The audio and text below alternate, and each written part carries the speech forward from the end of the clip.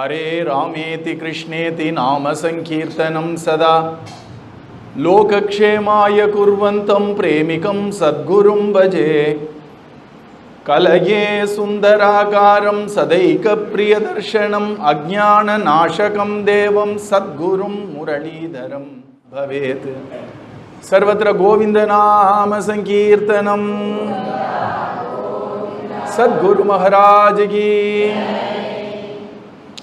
ஸ்ரீபதியான பகவான் ஸ்ரீ மாதுரி சகி சமேத பிரேமிக வரத டாக்கூர்ஜியோடைய அனுகிரகத்தினாலையும் நம் அருமை குருநாதர் மகாரண்யம் ஸ்ரீ ஸ்ரீ முரளிதர சுவாமிகள் அவருடைய ஒரு கிருபையினாலையும் 2 நாட்கள் பிரார்த்தனைமயமான ஒரு வாழ்வு அப்படின்னு குருநாதருடைய அனுகிரகத்தில் பார்த்துன்னு வந்துட்டு இருக்கோம்.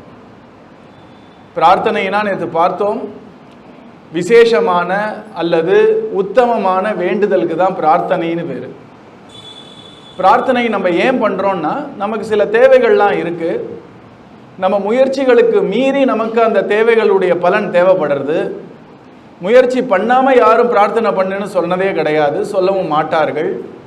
முயற்சி மட்டும் போருமா அப்படின்னா போரலை. ஏன்னா நம்ம எடுக்கிற முயற்சிக்கு பலன் தருது கூட பகவான் தான் அப்படிங்கிறது தான் இந்து மதம் சொல்கிற விஷயம். நம்ம பண்ணுற முயற்சியே பலன் தராதே, முயற்சிக்கு உயிர் கிடையாதே. ஒருத்தர் சம்பளத்துக்காக ஒரு இடத்துல வேலை செய்கிறாருன்னு வச்சுப்போம். அவர் டெய்லி போகிறார், ஏதோ ஃபைல் பார்க்குறார். அவர் பார்க்குற ஃபைலே அவருக்கு பணம் தராதே. எஜமானன்னு ஒருத்தர், சைத்தன்யமாக உயிரோடு இருக்கிற ஒருத்தர், அவர் பண்ணுற வேலையில் சந்தோஷப்பட்டு ஆமாம் திருப்திகரமாக இவ வேலை பண்ணியிருக்கார் அப்படின்னு அவர் திருப்தி ஆன உடனே பண்ண வேலைக்கு ஏற்ற மாதிரியான கூலி கொடுக்கறது ஒரு ஆள், ஒரு ஆசாமி. ஒரு கம்பெனியில் ஒரு ஆசாமி, அவர் ஒரு மேலாளராக இருக்கலாம், இல்லைன்னா கம்பெனியுடைய முதலாளியாக இருக்கலாம். அவர் தான் ஊதியம் கொடுக்குறாரே தவிர நம்ம செய்யக்கூடிய செயல் தானாக ஊதியத்தை நமக்கு கொடுக்கறது கிடையாது. அதனால தான் கண்மம் பயன்தரல் கர்த்தனது ஆணையால் கண்மம் கடவுளோ உந்திப்பற கர்மம் ஜடமதால் உந்திப்பற. நம்ம செய்கிற வேலையை பார்க்கறதுக்கு உயிரோட ஒருத்தர் இருக்கணும் இல்லையா? ஆமாம் நல்லா பண்ணுறான்னு பார்த்து அவர் தான் சம்பளம் கொடுக்குறார். நமக்கு தானாக பேங்க்கில் டிரான்ஸ்ஃபர் ஆகுது, கையில் ஒரு காசோலையாக கிடைக்கிறதுனால ஏதோ நம்ம வேலை பண்ணுறோம், வேலைக்கான கூலி கிடைச்சிருது சார்னா வேலையாக நமக்கு கூலியை தரும் முதலாளி தானே தரார். அப்படி ஒரு சின்ன கம்பெனிக்கு ஒரு முதலாளி, இன்னொரு கம்பெனிக்கு இன்னொரு முதலாளின்னு இங்கே சின்ன சின்னதாக ஊதியம் தருது தான் முதலாளிங்கிறது தெளிவான பிறகு உலகமே ஒரு பெரிய கம்பெனி, அதை நடத்துறது நம்ம கிருஷ்ணனும் நம்ம ராதா மாதாவும் தான். அவர்கள் என்ன பண்ணுகிறார்கள்னா, அவரவர்கள் செய்யக்கூடிய கர்மத்தை அவங்க பார்த்துட்டு இருக்கார்கள். நமக்குள்ளேயும் இருந்து பார்த்து கொண்டிருக்கிறார்கள், வெளியும் இருந்து பார்த்து கொண்டிருக்கிறார்கள். உள்ளிருந்து நம்ம செய்யக்கூடிய கர்மத்துடைய நோக்கம் என்னங்கிறத உள்ளிருந்து பார்க்கிறார்கள், செய்யக்கூடிய செயல் என்னங்கிறத வெளியிலிருந்து பார்க்கிறார்கள். அதனால்தான் பொதுவாக எல்லாம் அறிந்த ஒரு ஞானிக்கு 2 உதாரணங்கள் கொடுப்பார்கள். பாகவதத்திலேயே சாக்ஷாத் வியாசரே நாரதரை பார்த்து 2 உதாரணம் சொல்றார். உங்களுக்கு எல்லாம் தெரியும், நீங்க சூரியன் மாதிரி வெளியில நடக்கக்கூடிய போக்கெல்லாம் நன்கு அறிந்தவர்களாக ஆகிறீர்கள். நம்ம எப்படி காத்து உள்ள இழுத்தோம்னா நம்ம ஹிருதயம் வரைக்கும் காத்து போயிட்டு வரா மாதிரி, நீங்க வாயு மாதிரி உள்ள எல்லாரும் என்ன நினைக்கிறாருங்கிறது உங்களுக்கு நல்லா தெரியும். வெளில என்ன நடப்பு நடக்கிறதுன்னு உங்களுக்கு நல்லா தெரியும். ஒரு சத்குருவா இருக்கிறவர் நாரதர் மாதிரி இருக்கணும். நாரதர் தான் சத்குரு. நாரதர்ன்ற வார்த்தையே ஒரு காரண பெயர். என்ன அதோட காரண பெயர்னா, யாரு நாராயணனை நம்ம கையில பிடிச்சு கொடுக்கிறாரோ அவருக்கு தான் நாரதர்னு பேர். நாரம் ததாதி தி நாரதா அப்படின்னு.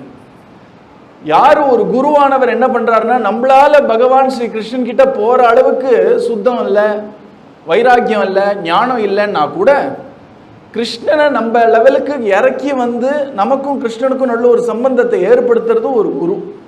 நம்மளால ஏறி போக முடியலன்னா என்ன, அவரை இறக்கி கொண்டு வரார். அதனால அந்த நாரதருக்கு அழகான 2 உதாரணங்கள் கொடுப்பார்கள். என்ன அப்படின்னா, நீங்க வாயு மாதிரி சாட்சியாக இருக்கிறீர்கள், உள்ள மக்கள்லாம் என்ன நினைக்கிறார்கள் அப்படிங்கிறதுக்கு பிராணன் சாட்சியா இருக்கா மாதிரி. அதே மாதிரி வெளிநடப்பு, சூரியன் கிரணம் படாத ஒரு இடம் கிடையாது. சூரியன்னா சூரியன் நினைக்காதீங்க, சூரிய ஒளி, எந்த ஒளியா இருந்தாலும் சூரிய ஒளி தான். சூரிய ஒளி இல்லாத இடமே கிடையாது.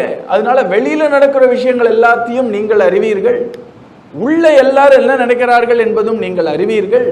அப்படி நம்ம பகவான் நம்ம பண்ணக்கூடிய எல்லா செயல்களும் பார்த்துட்டு தான் இருக்கான். இது சத்தியம். ஒரு குருநாதரும் அப்படித்தான்.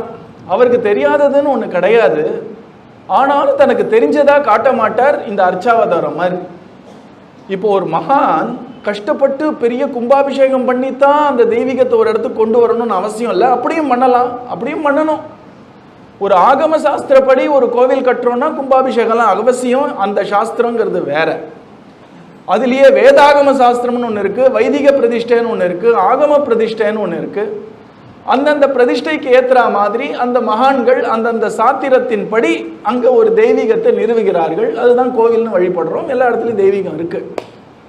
ஆனால் நாமத்துவாரில் பிரதிஷ்டை பண்ணக்கூடிய ராதாகிருஷ்ணர் இந்த மாதிரி எந்த ஆகமமோ வேத பிரதிஷ்டையோ கிடையாது. ஒரு மகான்னால சுதந்திரமா தன்னுடைய அன்புனாலேயே பகவான் ஒரு இடத்துல கட்டி போட முடியும். நேத்தே ஒரு உதாரணம் பார்த்தோம். அன்புனால எப்படி நம்ம யசோதா அம்மா என்ன பண்ணிட்டான்னா கிருஷ்ணனை ஒரு உரல்ல கட்டி போட்டுட்டான். அவனால இந்த கட்டை விடுவிச்சுட்டு வர முடியாதானே? அவனே 2 பேருக்கு அனுகிரகம் பண்ணணுங்கிற போது கூட அந்த கட்டை அவுக்காமலே போய் பண்ணிட்டு திருப்பி வந்து பேசாம உட்காந்துருந்த குழந்தை. அன்புனால கட்டுற கட்டு காலாகாலத்தில் இருக்கும். மற்ற ஒரு கட்டு கட்டுறோம் இல்லையா, அது எந்த அளவுக்கு சாஸ்திரத்தை ஃபாலோ பண்றோங்கிறத பொறுத்து தான் தெய்வீகத்துடைய சாநித்தியம்.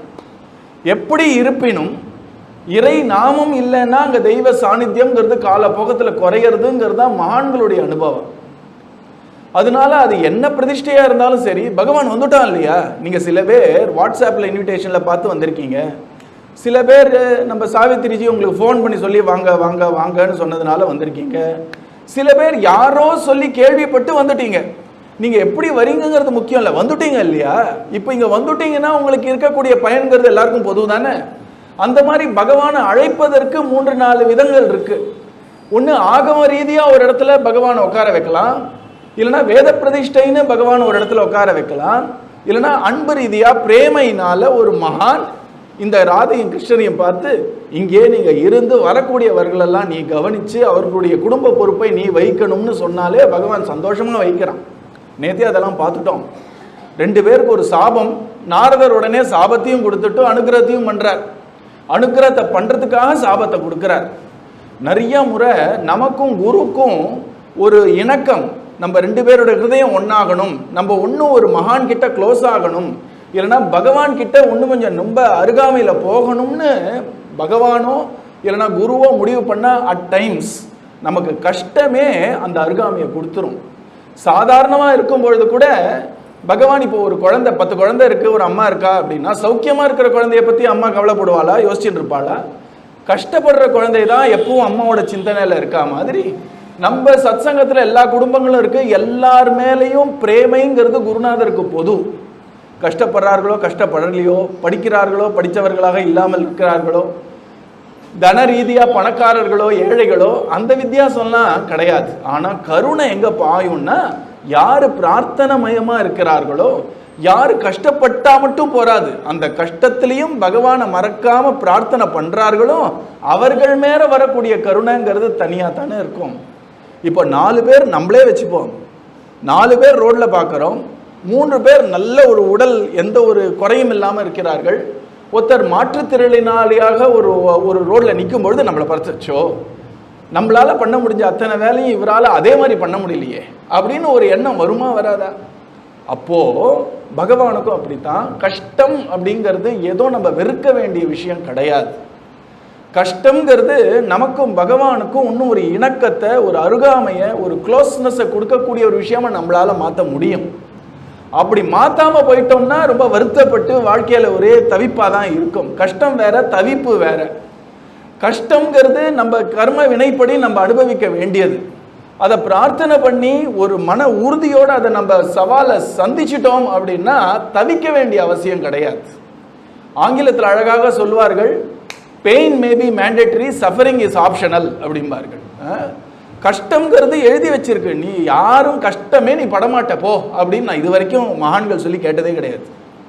உனக்கு கஷ்டம் கஷ்டப்படுத்தாம இருக்கும், நீ தவிக்க மாட்ட. உனக்கு கஷ்டம் வந்தா கூட உன் நம்பிக்கைனாலையும் முயற்சினாலையும் அந்த கஷ்டத்தை எதிர்கொண்டு நீ அமைதியா இருப்பேங்கிறது தான் மகான்களுடைய ஒரு அனுகிரகமே தவிர வெளியில கஷ்டம் வராதுன்னு எந்த மகானும் அனுகிரகம் பண்ணல. நீங்க ஆக்சுவலா சாக்ஷாத் கிருஷ்ணனுடைய சரித்திரமோ, சாக்ஷாத் ராமச்சந்திர பிரபுவோட சரித்திரமோ, இல்லைன்னா இப்போ வரக்கூடிய மகான்கள் சரித்திரம் ஒன்னொன்னா நீங்க எடுத்து பார்த்தாலே உங்களுக்கு தெரியும், சுத்தி இருக்கிறவாளே உலக ரீதியா நிறைய கஷ்டப்பட்டிருக்கா. நம்ம திரௌபதி படாத கஷ்டமா, கந்தி தேவி படாத கஷ்டமா, அபிமன்யுடைய பத்னியா இருக்கக்கூடிய உத்தரா தேவி படாத கஷ்டமா, எல்லாம் கஷ்டம்தான் பட்டிருக்கா. ஆனா யாரும் பகவானை விடல, பகவானும் அவளை விடல. எனக்கு என்ன தோன்றதுன்னா, அவ ஏன் பகவானை விடலைன்னா பகவான் அவளை விடலை, அதனாலதான் அவளாலையும் பகவானை விட முடியல. அப்படி நம்ம மனசுல ஒரு ஒரு கற்பனையை வளர்த்துக்க கூடாது. ஏதோ சத்சங்கம் வந்தா கஷ்டமே வராது, அதெல்லாம் சென்டிமெண்ட். அதை பத்தி நான் பேசுறதுக்கு தகுதி இல்லை எனக்கு. இங்க போனே எல்லாம் சரியா போச்சு, அங்க போல அதனால சரியா போகல, காரணமா இருக்கலாம், எல்லாம் சென்டிமெண்டா இருக்கலாம், அதெல்லாம் எனக்கு தெரியல. ஆனா சத்சங்கத்துல மட்டும் சென்டிமெண்ட் நம்ம வராம இருக்க மாதிரி பண்ணிடக்கூடாது. ஏன்னா இதுதான் மாயை, இதுதான் கலி. சத்சங்கத்துல மட்டும் சென்டிமெண்ட் பார்க்கக்கூடாது. சத்சங்கம்ங்கிறது சர்வதா நமக்கு நல்வதை கொடுப்பதற்காகவே, ஒரு தெய்வீக ஒரு ஒரு அனுகிரகத்துக்காகவே இருக்கக்கூடிய ஒரு விஷயமே தவிர அதுல சென்டிமெண்ட்னா புரியுறதுன்னு உங்களுக்கு.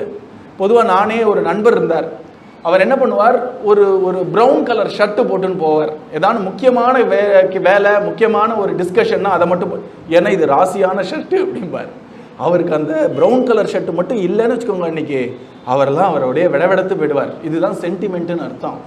சென்டிமெண்ட் நேர்மறையா இருக்கிற வரைக்கும் நல்லா இருக்க மாதிரி இருக்கும், அது எதிர்மறையா மாறி எடுத்துனா நமக்கு இருக்கக்கூடிய உறுதியையும் அது குலைச்சிடும்.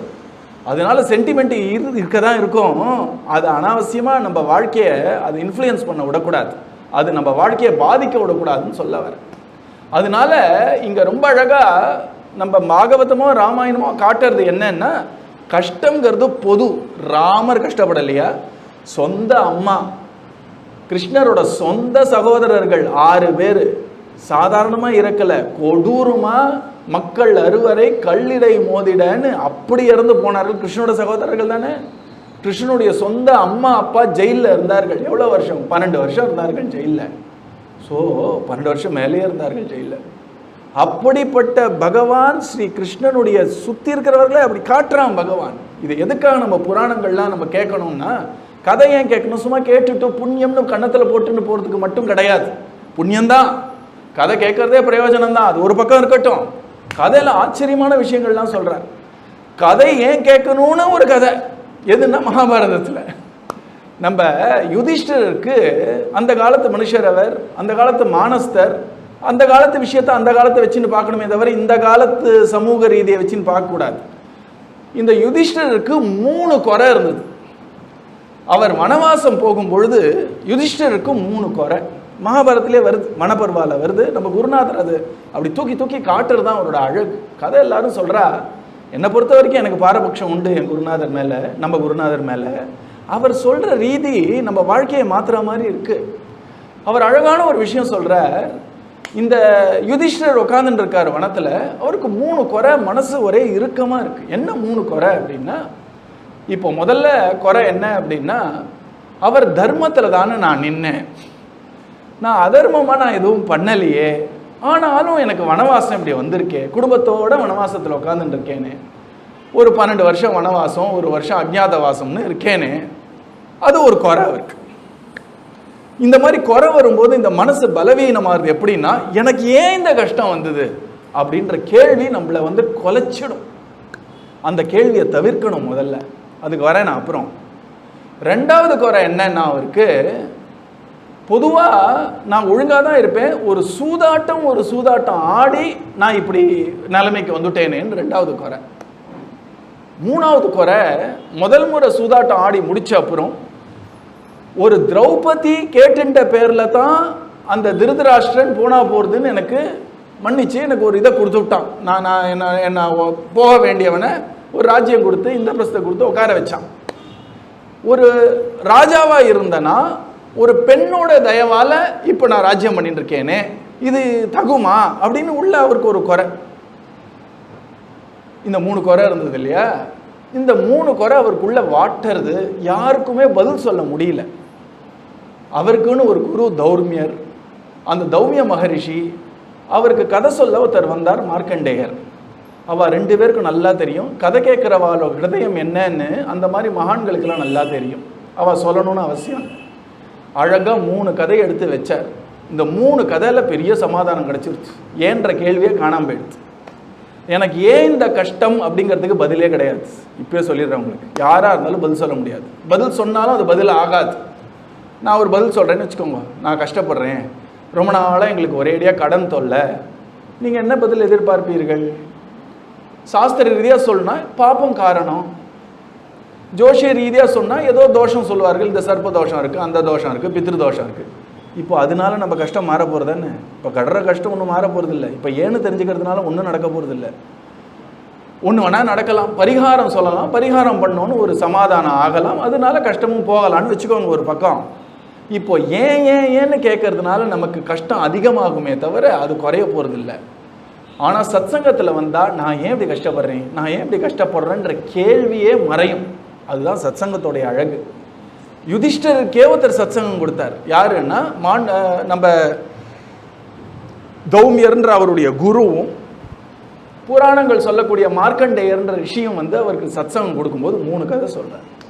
முதல்ல எடுத்த உடனே ராமாயணத்தை சுருக்கமாக சொல்றார். மகாபாரதத்தில் ஒரு ராமாயணம் உண்டு.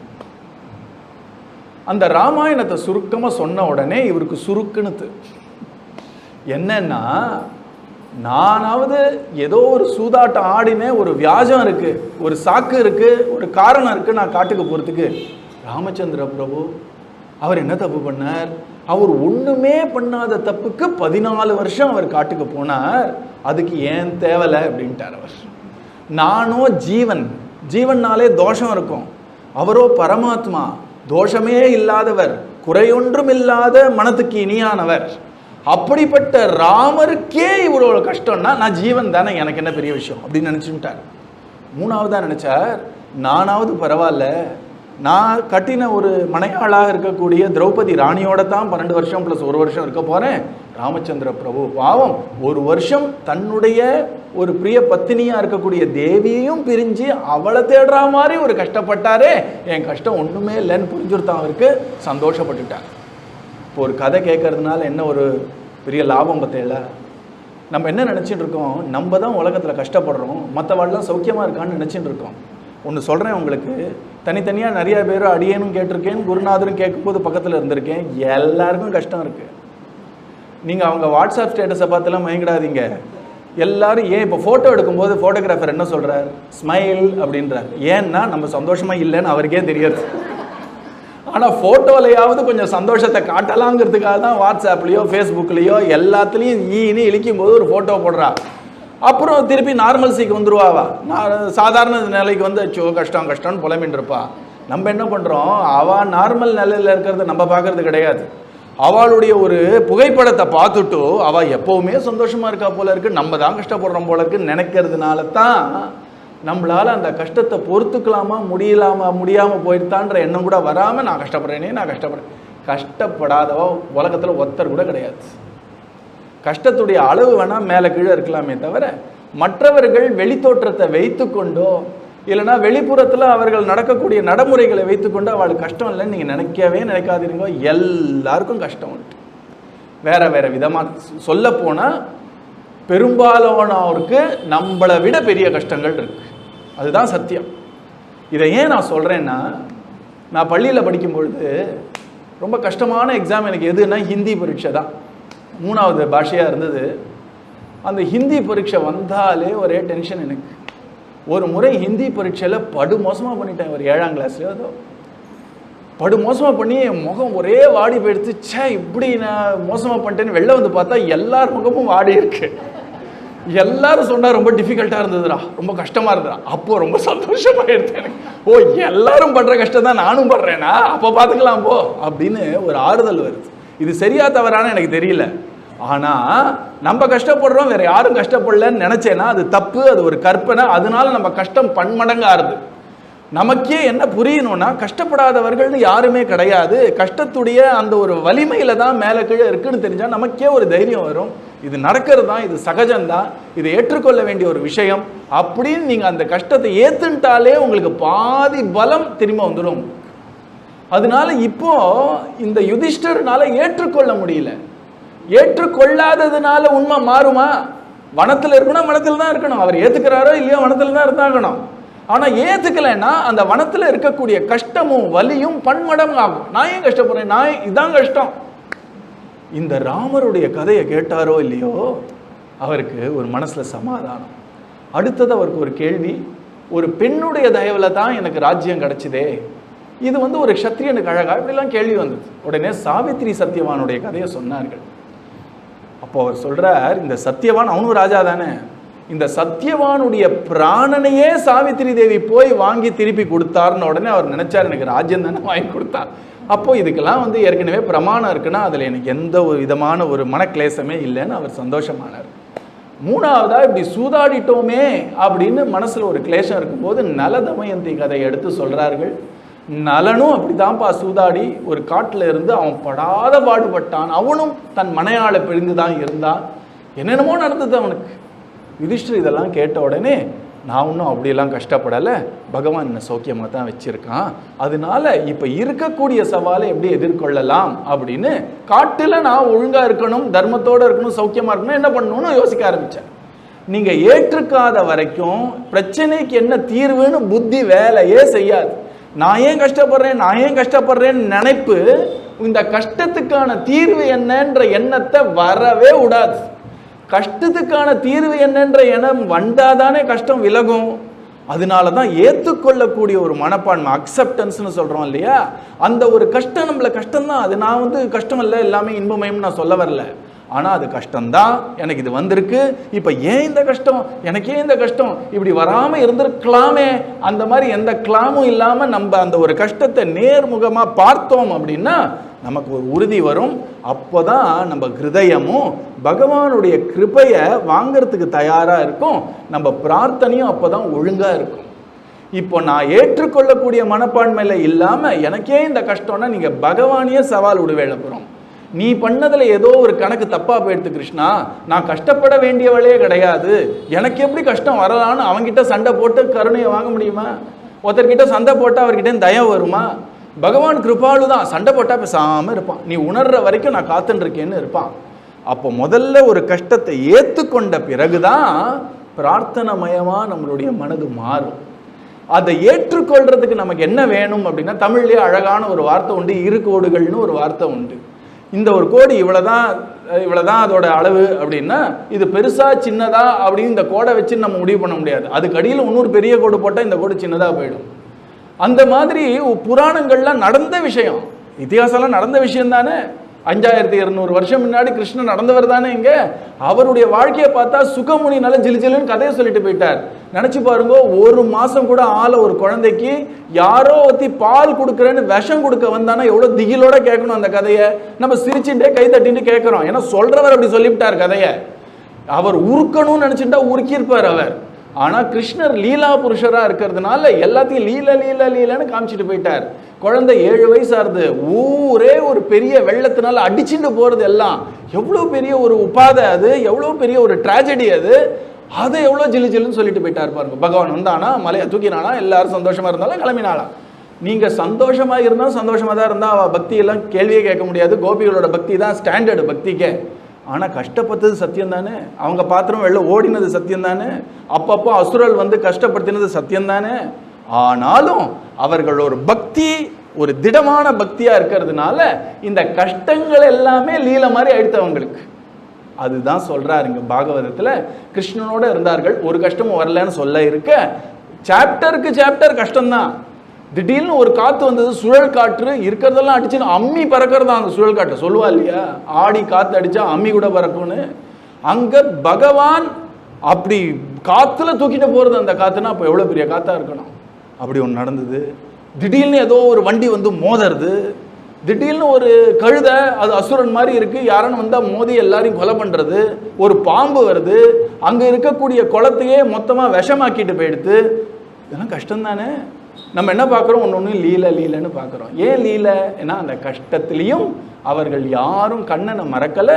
அங்கே பார்த்தேன்னா எல்லாத்துக்கும் ஒரு பிரார்த்தனை வரும், பிரார்த்தனை. கண்ணனோட தான் இருக்கார், கண்ணனுக்கும் கஷ்டம். அப்போ கூட சும்மா உட்காந்துருக்கான் கண்ணன். சொந்த அப்பாவே பாம்பு முழுங்கிறது. பொதுவாக நம்ம ராசத்தோடு நிறுத்திடுவோம், அதுக்கப்புறம் ஒரு பாம்பு முழுங்கிறத வர அப்பா கதறார், கண்ணா கண்ணா ஒரு பெரிய மலைப்பாம்பு என்ன முழுங்குறான். உடனே பகவான் ஓடி வரான், சரி பண்றான். அவனுக்கு தெரியுமா தெரியாத? எல்லாம் தெரியும். பிரார்த்தனை எதிர்பார்ப்பான் பகவான். ஏன்னா பிரார்த்தனை எதிர்பார்க்காம தானே தலையிட்டான்னா குழப்பம்தான் வரும். அப்போ எல்லாரும் கேள்வி கேட்பார்கள், என் வாழ்க்கையில மட்டும் நீயா வந்து பண்ண, அவன் வாழ்க்கையில ஏன் பண்ணல, இப்படிலாம் வரும் இல்லையா? பகவான் பிரம்மம் மாதிரி கலப்பி விட்டாதான் வேலை நடக்கும். அவர் மாட்டுக்கு சாட்சியா பார்த்துட்டு இருப்பார். நீங்க பிரார்த்தனைன்னு ஒன்று பண்ணும் பொழுதுதான் அவருக்கே ஞாபகம் வரும், ஓஹோ ஆமா நான் ரட்சிப்பேன் பண்றேன் அப்படிம்பார். நீங்க அந்த பிரார்த்தனைங்கிறது பகவான் எதிர்பார்க்கிற விஷயம்.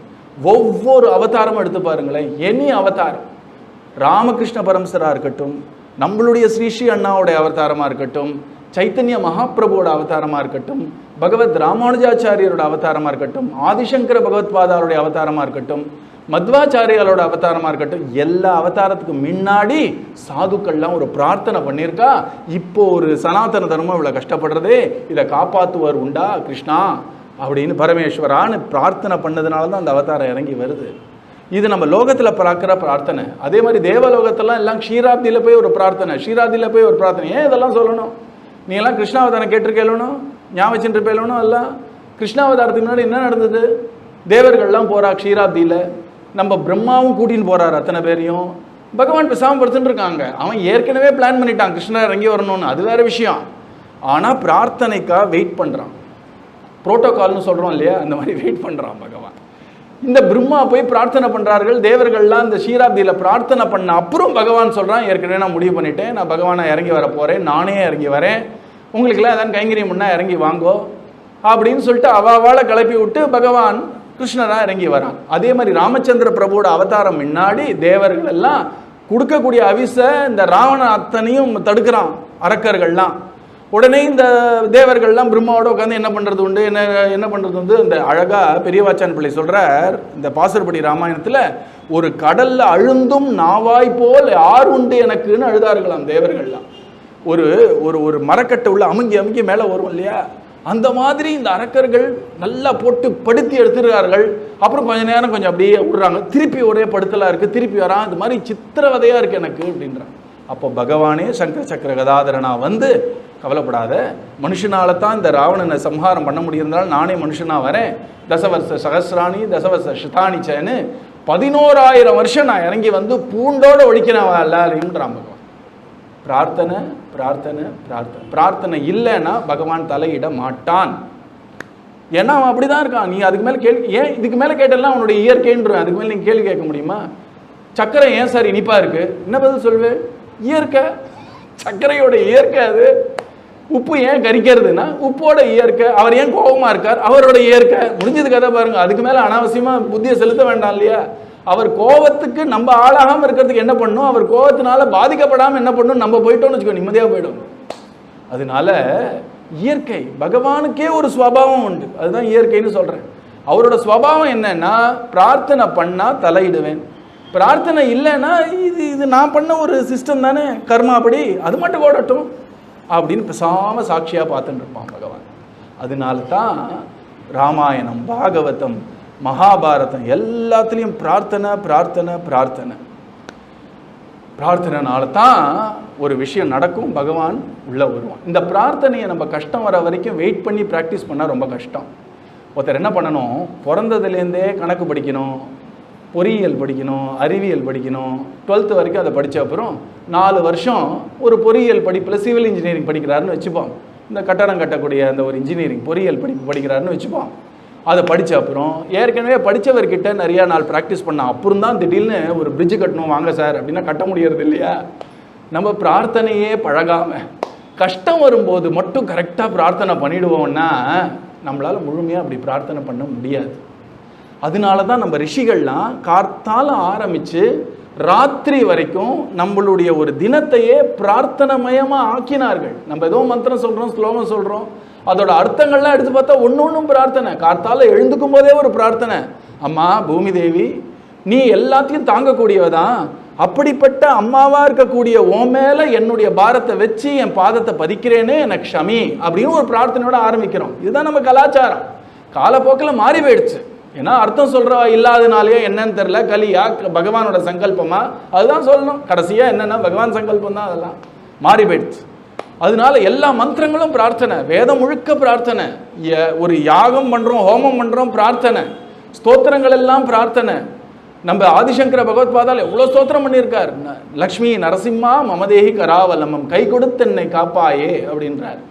நீங்க பக்தி சம்பிரதாயத்தில் ஸ்ரீ வைஷ்ணவமோ பிருந்தாவன சம்பிரதாயமோ கேட்கவே வேண்டாம், பிரார்த்தனை தான் அடிப்படை. அப்போ பிரார்த்தனையை பிராக்டிஸ் பண்ணணும். பிரார்த்தனையை நம்ம கஷ்டம் வர வரைக்கும்லாம் காத்துட்டு இருக்கக்கூடாது. பிரார்த்தனையை டே டு டே ப்ராக்டிஸ் பண்ணி கஷ்டம் வரும்போது இயல்பாக ஒரு பிரார்த்தனை வருது பார்த்தேளா, அந்த பிரார்த்தனைக்கு பண்ணதான ஒரு ஒரு ஒரு சமாதானம், நமக்கு ஒரு திருப்தி நமக்கு அப்போ தான் வரும். திடீர்னு ஒரு நாள் சைக்கிள் ஓட்டுனா ஓட்ட முடியுமா? அப்பப்போ சைக்கிள் ஓட்டிகிட்டே இருக்கணும் இல்லையா? இப்போ இராணுவம்னு இருக்கு இல்லையா? இராணுவம் எதற்காக இருக்குன்னா நம்ம தேசத்துடைய தர்மத்தை காப்பாற்றுறதுக்காக தான் இராணுவம்.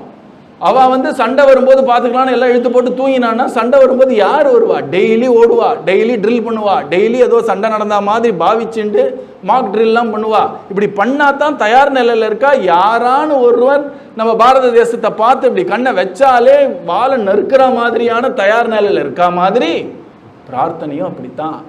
நம்ம பிரார்த்தனையும் ஒரு விதத்தில் ஒரு போர் தான். எதுக்கு அகைன்ஸ்டா போர்னா, நம்ம கர்மத்துக்கு அகைன்ஸ்டா போர், நம்ம கலிக்கு அகைன்ஸ்டா போர், நம்மளுடைய கீழ் இயற்கைக்கு எதிர்ப்பான ஒரு போர் தான் அது. அதுக்கு எப்பவுமே நம்ம தயாராக இருக்கணும். அதனால தான் ரொம்ப அழகாக ஒரு பெரியவர் சொல்கிறார், கஷ்டத்தில் எல்லாரும் பிரார்த்தனை பண்ணணும்னு ஆசைப்படுவார்கள், சுகத்தில் யாரும் பிரார்த்தனை பண்ணுறதே கிடையாது. ஆனால் சுகமாக இருக்கும்பொழுதே ஒருத்தர் பிரார்த்தனை பழகினார்னா அவர் ஏன் கஷ்டப்பட போகிறாருன்றார். ஹிந்தியில் கபீர்தாசர்னு ஒருத்தர் சொல்கிறார், துக்குமே சுமிரன் சபு கரே சுகுமே கரே ந கோய், ஜோ சுகுமே கரே சுமிரன் ஓ துக்கு காஹே ஹோய் அப்படின்ட்டார். யார் சௌக்கியமாக இருக்கும்பொழுதே பிரார்த்தனையை பழகி சின்ன குழந்தையா இருக்கும் பொழுதே என்ன சொல்லித்தரோம் குழந்தைக்கு? ஒரு கோயிலுக்கு போனால் கை கூப்பி உமாச்சி காப்பாற்று, அந்த பிரார்த்தனை தானே சொல்லித்தரோம். இப்போ அந்த குழந்தையை காப்பாற்றணுமான்னு இப்போ ஏதாவது கஷ்டமான அந்த குழந்தைக்கு, அப்போது குழந்தையிலேருந்தே பிரார்த்தனையை பழகிறோம். ஏன் பழகிறோம்னா அது தேவைப்படும் பொழுது அது நிச்சயமாக நமக்கு முழு ஆற்றலோட உதவிக்கு வரணுங்கிறதுக்காக பழக்கிறோம். ஆனால் கொஞ்சம் பெரியவாளான உடனே மறந்து போயிடுறோம் இல்லையா? ஆனால் பிரார்த்தனைனால தான் எல்லாமே கிடைக்கும். தர்ம அர்த்த காம மோக்ஷாக்கம் ஏ இச்சேத். யாருக்கான தர்மம் வேணும், அர்த்தம் வேணும், காமம் வேணும், இல்லைன்னா இடம், அறிவு, நம்மளுடைய அறம், பொருள், இன்பம், வீடுன்னு ஏதோ ஒரு நாள் வேணும்னா கூட பிரார்த்தனை தான்.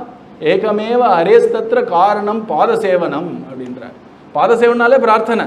உங்களுக்கு வாழ்க்கையில் சௌக்கியமாக இருக்கணும், நான் மனசு தப்பாக நினைக்கிறதே, மனசு சரியானும் அறமான ஒரு வழியில் போகணும் அப்படின்னு ஆசைப்பட்டாலும் பிரார்த்தனை தான்.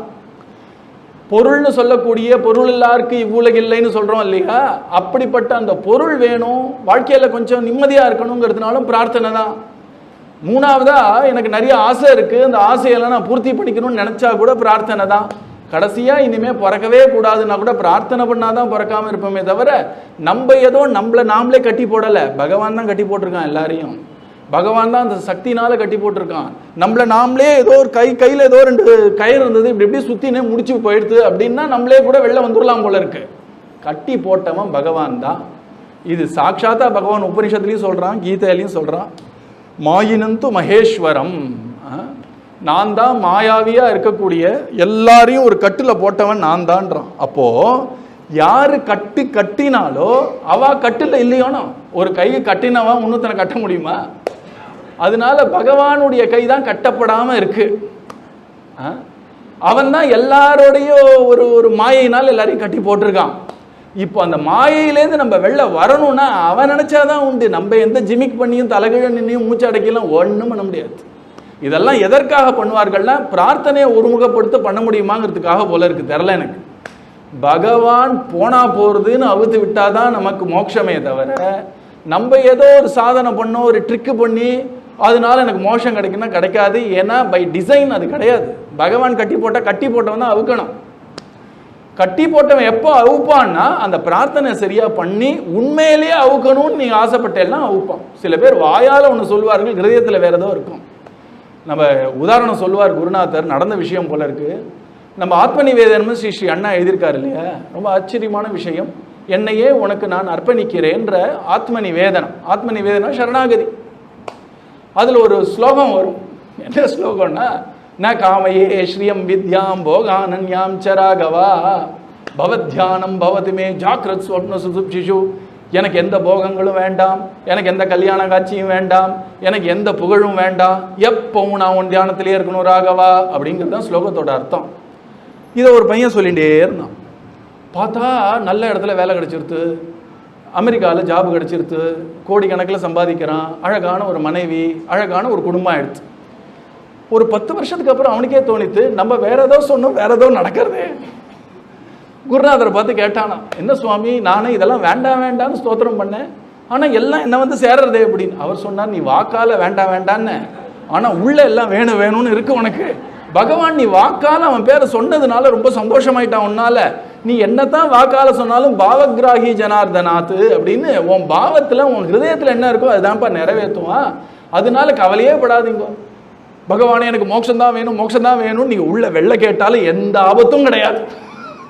ஆபத்துன்னு நீங்க நினைச்சா உள்ள என்ன இருக்கோ அதைத்தான் கொடுப்பான். அது உங்களுக்கு புரியும், பகவானுக்கு புரியும். வெளியாள்லாம் சொல்லுவான், என்ன இப்படி சொன்னா இப்படி ஆயிடுத்தே அப்படின்னா அவளுக்கு என்ன புரியும்? நீங்கள் வெளி விஷயத்தை வச்சு வெளி வேஷத்தை வச்சு ஒன்றும் முடிவுக்கு வராதிங்க. யார் எப்படி இருக்கான்னு யாருக்கு நமக்கே நம்மளை பற்றி தெரியல. இன்றைக்கி ஒரு மாதிரி இருக்கும், நாளைக்கு ஒரு மாதிரி இருக்கும். மக்கள் எல்லாம் அப்படிலாம் வச்சு பண்ணாதீங்க. அவர் இப்படி பண்ணாரே கஷ்டப்படுறாருன்னா எப்படி பண்ணார், எதனால் பண்ணார் உங்களுக்கு தெரியுமா? எதற்காக பண்ணார் உங்களுக்கு தெரியுமா? அந்த நோக்கமும் முக்கியம், அந்த காரியமும் முக்கியம். ஒருத்தர் புகழுக்காக ஒரு காரியம் பண்ணால் பகவான் உடனே வந்து கஷ்டத்தில் ரட்சிக்கிறேன்னு சொல்ல மாட்டான். அவனுக்கு புகழுக்காக தானே பண்ண, கிடச்சது புகழ். 4 பேர் உன்னை பக்தன் கொண்டாடுவா, கொண்டாடிட்டு போட்டுமே, என்ன பிரயோஜனம்? அப்போது உண்மையாக பகவானுக்காக அப்படின்னு நம்ம இருந்தோன்னா அந்த பக்தனுக்கு தெரியும், பகவானுக்கு தெரியும், அந்த உறவு ஒரு குருவுக்கு தெரியும், சிஷ்யாளுக்கு தெரியும். உண்மையாக குருக்காகன்னு ஒன்று பண்ணி உலக புகழுக்காகவோ 4 பேர் மெச்சணுங்கிறதுக்காகவோ சில பேர் கோவிலுக்கு போவார்கள், பேசாமல் பார்த்துட்டு இருப்பார். யாரும் 2 பேர் வந்தால் நாராயணா கோவிந்தா எப்போ கண்ணு கதற்கும்பா அப்படின்பார். அவள் போனோன்னு திருப்பி நார்மல் ஆகிடுவா. அப்போ பகவான் பார்க்குறேன், நீ எனக்காக வந்தேன்னு நினச்சேன், 4 பேர் உன்னை மெச்சணும்னு வந்தியா, நீ எதற்காக வந்தியோ அதை நான் தந்துடுறேன். 4 பேர் பார்த்து என்ன ஒரு பக்தி பாருங்க சார், என்ன ஒரு சந்தோஷம் கிடைச்ச வந்தாலும் அதோட ஓவர்ன்றோம் பகவான். உண்மையிலே பகவானுக்காக பக்திக்காக ஒரு பிரார்த்தனை பண்ணால் அது நிறைவேறும். ஆனால் நீங்கள் ஏதோ ஒரு பிரார்த்தனை வாயால் சொல்கிறீர்கள், ஹிருதயத்தில் வேற ஏதோ ஆசை இருந்தால் பகவான் அந்த ஆசை தர்மத்துக்கு விரோதமான ஆசையாக இல்லாமல் இருந்ததுன்னா நிச்சயமாக அதைத்தான் நிறைவேற்றுவானே தவிர வாக்குனால் நீங்கள் சொல்கிறத நிறைவேற்றணும்னு அவசியம் இல்லை பகவானுக்கு. அதனால பகவானுடைய அந்த சேஷ்டிதங்கள்லாம் பார்த்தேன்னா பிரார்த்தனை தான் அவனுடைய அருளை எல்லாருக்கும் வாங்கி கொடுத்துருக்கு. துக்கத்தில் கஷ்டத்தில் திரௌபதி அலரும்போது கோவிந்தா புண்டரீகாட்சா ரக்ஷ ரக்ஷன்னு ஒரு பிரார்த்தனை பண்ண உடனே வந்தான். அது வரைக்கும் பேசாமல் இருக்கான். இன்னொரு விஷயம் சொல்லட்டா அவங்களுக்கு, ஒரு பெரிய மகான் இருக்கார், அவருடைய அணுக்க தொண்டர் ஒருத்தர் இருந்தார். அந்த தொண்டர் என்ன ஆயிடுத்து அப்படின்னா ஏதோ ஒரு ஹோட்டல் ரூமில் அவர் என்ன பண்ணிட்டார், கதவை திறந்துட்டு தூங்கிட்டார். இப்போ நடந்த விஷயம் ஒரு 40 வருஷம் முன்னாடி நடந்து தூங்கிட்டார். கடைசியில் அவருடைய எல்லாம் களவாடி போயிடுத்து. ரொம்ப பெரிய கஷ்டம் வந்துடுது. அந்த திருடன் வந்து திருடின்னு போகிறத அவங்க அரை தூக்கத்தில் பார்க்குறாங்க, ஒன்றும் பண்ண முடியல, எல்லாத்தையும் திருடின்னு போயிட்டான். 1 மந்த்துக்கு அப்புறம் அந்த மகானை பார்த்து வரும் பொழுது அவர் அழறார், நான் அந்த வாசலில் தான் நின்றுந்தேன், ஆனால் என் தகப்பனார் என்ன சொல்லிட்டாருன்னா கூப்பிட்டா தான் நீ உள்ளே போகணுன்ட்டார், என்னால் ஒன்றும் பண்ண முடியலையம்மா, எனக்கும் வருத்தம் தான், நீ ஒரு வாட்டி என் பேரையோ இல்லைனா பகவான் பேரையோ கூப்பிட்டு தான் நான் வந்திருப்பேனே அப்படின்றார். ஏன் கூப்பிடலைன்னா பழக்கம் இல்லை, சத்சங்கத்தில் தான் இருந்தாங்க, பழக்கம் இல்லை இல்லையா? அதனால் பிரார்த்தனையாக இருக்கட்டும் நாமமாக இருக்கட்டும் பழகினா தான் காலத்துக்கு பிரயோஜனப்படும். சில பேருக்கு பழகாமலே வருதுன்னா அது அவங்களுடைய அதிர்ஷ்டம். நம்ம அதிர்ஷ்டத்தை நம்பி வாழ்க்கையை நடத்த முடியுமோ? அதனால இங்கே பிரார்த்தனை மயமான வாழ்வுனா என்ன அர்த்தம்னா பழகணும் பிரார்த்தனையை. எப்படி பிரார்த்தனையை பழகிறது அப்படின்னா, முதல்ல எடுத்த உடனே காலங்காத்தால் எழுந்துக்கிறோம் இல்லையா, நாள்லேருந்து நம்ம ஒரு புது முறையான வாழ்க்கை முறை ட்ரை பண்ணி பார்க்கலாமா? என்னென்னா காத்தால் எழுந்த உடனேயே நம்ம எப்படி எழுந்துக்கணும்னு நம்ம குருநாதர் சொல்லுவார், எப்பவும் ஹரிநாமத்தை சொல்லி எழுந்துக்கணுமா. ஏன் ஹரிநாமத்தை சொல்லி எழுந்துக்கணும் அப்படின்னா, நேற்றுக்கே பார்த்தோம் இல்லையா, நம்ம கஜேந்திர ஆழ்வாரை கருட வாகனனா பகவான் வந்து ரட்சிச்சான்னு சொல்கிறோம் இல்லையா, அந்த பகவானுக்கு அவள் அப்பா அம்மா ஒரு பேர் வச்சுருக்கா. என்ன பேர்னா ஹரின்னு பேர் வச்சுருக்கா அவனுக்கு. அதனால காலங்காத்தால இந்த யானை கூப்பிட்டது, முதல்ல வாயில மாட்டின்ற யானை கூப்பிட்ட உடனே பகவான் கூப்பிட்ட உடனே கருட வாகனத்தில் வந்தான், சக்கராயுதத்தினால அந்த முதலையை வெட்டி போட்டான், யானைக்கு அழகா ஒரு மோட்சத்தையே கொடுத்துட்டான். இதோட நிக்கல பாகவதம். பொதுவாக நீங்கள் ஒரு கதையை கேட்டால் உங்களுக்கு என்ன பிரயோஜனம் அப்படின்னு சொல்கிறத கதை சொல்கிறவர் சொல்லணும் இல்லையா? இந்த கஜேந்திர ஸ்துதியிலையும் பிரகல்லாத ஸ்துதிக்கு அப்புறம் ஒரு சின்ன விதிவிலக்கு என்னென்னா, பகவானே இதுக்கு பிரயோஜனம் சொல்கிறான். இங்க சுகமுனி சொல்லல, கிருஷ்ணனே சொல்றான். பிரகலாத ஆழ்வாரா இருக்கட்டும், கஜேந்திர ஆழ்வாரா இருக்கட்டும், அவர் சொல்றார், மாம்ச துவாம்ச ஸ்மரன் காலே. எந்த ஒருவர் காலங்கார்த்தால எழுந்து கொண்டு பிரகலாத ஆழ்வாரையோ கஜேந்திர ஆழ்வாரையோ இல்லைன்னா என்னையோ இல்லைன்னா கஜேந்திர ஆழ்வாருக்கும் எனக்கும் இருக்கக்கூடிய சம்பந்தத்தையோ இல்லைன்னா கஜேந்திர ஆழ்வார் நிற்கக்கூடிய அந்த குளத்தையோ அவர் காலை பிடிச்ச முதலையோ இல்லைன்னா அங்கே இருக்கக்கூடிய திரிகூட பருவத்தையோ இல்லைன்னா அங்கே இருக்கக்கூடிய செடி கொடி மரம். ஏன்னா இந்த சுகமுனி என்ன பண்ணிட்டார், அங்க நடந்த விஷயத்த நல்ல விலாவரியா ஒரு விவரமா சொல்லிட்டார். என்னென்ன மரம் இருந்தது, என்னென்ன விலங்குகள் இருந்தது, என்னென்ன பறவைகள் இருந்தது, என்ன மாதிரியான மலைகள் இருந்தது, எப்படி அந்த குளம் இருந்தது, அந்த முதலை எப்படி போய் பிடிச்சதுன்னு நம்ம கண்ணு முன்னாடி படம் மாதிரி பிடிச்சிட்டார். ஏன் இவ்வளோ பகவானை பற்றி எக்ஸ்பிளைன் பண்ணுறதை விட்டு வனம் செடி கொடின்னு ஏன் அவர் எக்ஸ்பிளைன் பண்ணணும்னா, பகவான் சொல்கிறான், அந்த நிகழ்வில் ஏதோ ஒரு விஷயம் நீ ஞாபகம் வச்சுக்கோ, அந்த ஞாபகம் நீ காத்தால வச்சுட்டேனாலே நான் உனக்கு காலம் ஆகும் பொழுது நான் வந்து உன்னை காப்பாத்துறேன்றேன். பகவானே சொல்கிறான். அதனால சுகமுனி என்ன பண்ணிட்டார் பாருங்க, பகவான் இவ்வளவு தூரம் கஜேந்திர ஆழ்வாருக்கு இறங்கி அருள் பண்ணதுனால நடந்த விஷயத்தை படம் மாதிரி காமிச்சிட்டார். அந்த பாகவதத்தோட அர்த்தத்தை எடுத்து பாருங்கள். அப்படி கண்ணுக்கு முன்னால் அந்த வனமா இருக்கட்டும், பெரிய குளமா இருக்கட்டும், அந்த 3 சிகரம் இருக்கக்கூடிய மலையா இருக்கட்டும், எல்லாத்தையும் கண்ணு முன்னாடி கொண்டு வந்துட்டார். ஏன்னா பகவான் சொல்றான், நீ என்னத்தான் ஸ்மரிக்கணும்னு கூட கிடையாதுப்பா, நீ என்னையோ கஜேந்திரனையோ நடந்த சம்பவத்தையோ நடந்த இடத்தையோ ஏதோ ஒரு விஷயத்துல என்ன நினைச்சேன்னா உனக்கு அந்திம காலத்துல விமலாம் மதிம், நல்ல தெளிவான புத்தியை கொடுத்து ஞானத்தை கொடுத்து நான் என்கிட்ட சேர்த்துக்கிறேன்றான். அதனால பகவான் நம்ம பாகவதாரர்களாக இருக்கக்கூடிய நம்ம காத்தால பண்ண வேண்டியது என்னன்னா, எழுந்த அப்புறம் உங்களுக்கு என்ன ஒரு பழக்கமோ, சில பேர் உள்ளங்கையை பார்ப்பார்கள், கண்ணாடியை அதெல்லாம் பார்த்துக்கோங்க. அதுக்கப்புறம் ஸ்ரீஹரி ஸ்ரீஹரி ஸ்ரீஹரின்னு 7 வாட்டி. ரொம்ப உறக்க சொன்னால் மற்றவங்களாம் எழுந்துருவாங்கன்னா அட்லீஸ்ட் வாய் விட்டாவது சொல்லணும், ஸ்ரீஹரி ஸ்ரீஹரி ஸ்ரீஹரி ஸ்ரீஹரி ஸ்ரீஹரி. பல் தேய்க்கணும்னு அவசியம் இல்லை, அப்படி சொல்லி எழுந்துக்கோன்னு சொல்கிறாங்க. நாள்லேருந்து முயற்சி பண்ணலாமா? எழுந்துக்கும் போது ஸ்ரீ ஹரையே நமகான்னு சொல்லலாம், இல்லை ஸ்ரீஹரின்னு சொல்லலாம், இல்லைனா ஹரி ஹரி ஹரின்னு 7 வாட்டி சொல்லும் பொழுதே யாரை ஞாபகம் வச்சுக்கணும்னா, நேற்று சொன்ன மாதிரி அங்கே ஒரு கருட ஆழ்வார், மேலே பகவான் கையில் அந்த சக்கரத்தை பிரயோகப்படுத்திட்டார், இங்கே யானை மேலே ஒரு கையை அந்த தலையில் வச்சுன்னு இருக்கார், இன்னொரு சப்போர்ட்டுக்காக. இது சக்கரத்தை உடனுன்னா பிடிச்சிருந்தானே விட முடியும், இதான் சாக்குன்னு அவனுக்கு ஒரு ஸ்பர்ச தீட்சை கொடுத்து சக்கரத்தை விடுறார். இங்கே அந்த முதல்ல செதறி கிடக்கு, அங்கேருந்து ஒரு கந்தர்வன் வெளில வரான். நம்ம கஜேந்திர ஆழ்வாரும் அழகா வைகுண்டவாசி மாதிரி சங்கு சக்கர கதையோட அற்புதமான திவ்ய சரீரத்தில் வெளில வரார். அங்கே 3 சிகரம் இருக்கக்கூடிய மலை, நிறைய செடி கொடியெல்லாம் இருக்குது. இதில் ஏதோ ஒரு விஷயம் காத்தால எழுந்த உடனே ஸ்ரீஹரி ஸ்ரீ, நான் நேற்று சொன்ன மாதிரி அஞ்சலி முத்ரை. இது என்ன தெரியுமா, நம்ம ஸ்ரீ ஸ்ரீ அண்ணா ராதிகா சதகத்தில் சொல்கிறார், லோகத்துக்கே அண்ணதான ராதாதேவி. அந்த அம்மா காத்தால எழுந்துக்கும் போது கையை கூப்பிண்டே கிருஷ்ணனை ஸ்மரிச்சுட்டே எழுந்துக்கிறாங்களாம். பார்த்துக்கோங்க, நம்ம கை கூப்பிட்றதுல என்ன பெரிய கௌரவம். அதனால லோகத்துக்கே மாதாவாக இருக்கக்கூடிய ராதாதேவியே காத்தால அஞ்சலி ஹஸ்தாம் பிரணந்தின்றார், கையை கூப்பின்னு சொல்கிறாளாம். அதனால காத்தால எழுந்த உடனே அப்படி சொல்லிட்டு, இந்த கால பொழுது பகவானுடைய கிருப்பையினால நல்லா புலரட்டும், இந்த பகவானை பக்தி பண்ணி அடைஞ்ச பெரியவர்கள் எல்லாரையும் நான் ஸ்மரிக்கிறேன்னு பிரகல்லாத நாரத பராசரன், உங்களுக்கு பிடிச்ச ஆழ்வாரோ நாயன்மாரோ பிரகல்லாதனோ இல்லைனா கஜேந்திரனோ பீஷ்மாச்சாரியாரோ வசிஷ்டரோ யாரோ ஒருத்தர், அந்த ஒரு பாகவதர், அதுக்கப்புறம் நம்ம குரு நம்ம சுவாமி, நமக்கும் பகவானுக்கும் ஒரு பாலமாக இருக்கக்கூடிய, நமக்கு ஒரு பெரிய பாக்கியமாக வாய்த்த அந்த ஒரு குருநாதர், நம்ம குருநாதரை ஸ்மரித்து நம்ம கடைசியாக அவரை பார்த்தபோது நம்மளை பார்த்துருப்பாரோனோ, அதை நீங்கள் ஞாபகிச்சுட்டா கூட போகிறோம், அதை ஞாபகிச்சுட்டு எழுந்துக்கணுங்கிறது தான் முதல் பிரார்த்தனை. இந்த காலை பொழுது நல்ல பொழுதாக போகட்டும். இந்த பொழுதில் நான் எவ்வளோ முடியுமோ உன்னை நான் ஸ்மரிக்கிற மாதிரி என்னை வெய். ஏன்னா வாழ்க்கையில் 2 இருக்குது, ஒன்று தேவைகள்னு ஒன்று இருக்குது, பிரயோஜனம்னு ஒன்று இருக்குது. இப்போ ஒரு உதாரணத்தோடு சொன்னால் உங்களுக்கு நல்லாவே தெளிவாக புரியும். ஒரு ஆஃபீஸுக்கு போகணுன்னா என்னெல்லாம் தேவைன்னா, ஒரு வண்டி தேவை, கரெக்டாக ஆஃபீஸுக்கு போகிற மாதிரி நல்லா பளிச்சுன்னு ஒரு சட்டை பேண்ட்டு தேவை, இல்லைன்னா நல்ல புடவை தேவை. அந்த ஆஃபீஸில் போகிறதுக்கு வேலை செய்கிறதுக்கு ஒரு கம்ப்யூட்டர் கணனி தேவை, ஒரு டெஸ்க்கு தேவை, சேரு தேவை, மத்தியானம் சாப்பாடு தேவை, டீ தேவை, காஃபி தேவை, இதெல்லாம் தேவை. இதெல்லாம் பிரயோஜனம் ஆகுமா? ஆஃபீஸுக்கு போறியே என்ன பிரயோஜனம்? மத்தியானம் சாப்பிட்டேன்ப்பா, காத்தால டீ குடித்தேன்ப்பா, அப்புறம் திரும்பி வந்தேன் ஸ்நாக்ஸ் கொடுத்தான்ப்பா, இது பிரயோஜனம் கிடையாது. இதெல்லாம் தேவை.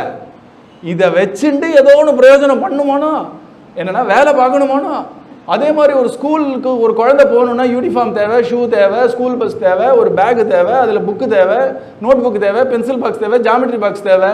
நீ ஸ்கூலுக்கு என்னடா பண்ண, என்னடா பிரயோஜனம்னா பேகை தூக்கிட்டு போனேம்மா, பேகை தூக்கின்னு வந்தேம்மாண்ணா, அதான் பிரயோஜனம்.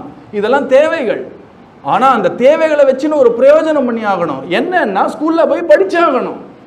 அந்த மாதிரி பொதுவாக நம்ம நாமா சொல்லும் பொழுது உங்களுக்கெல்லாம் இல்லை, எனக்கு சொல்கிறேன், பறக்கும்.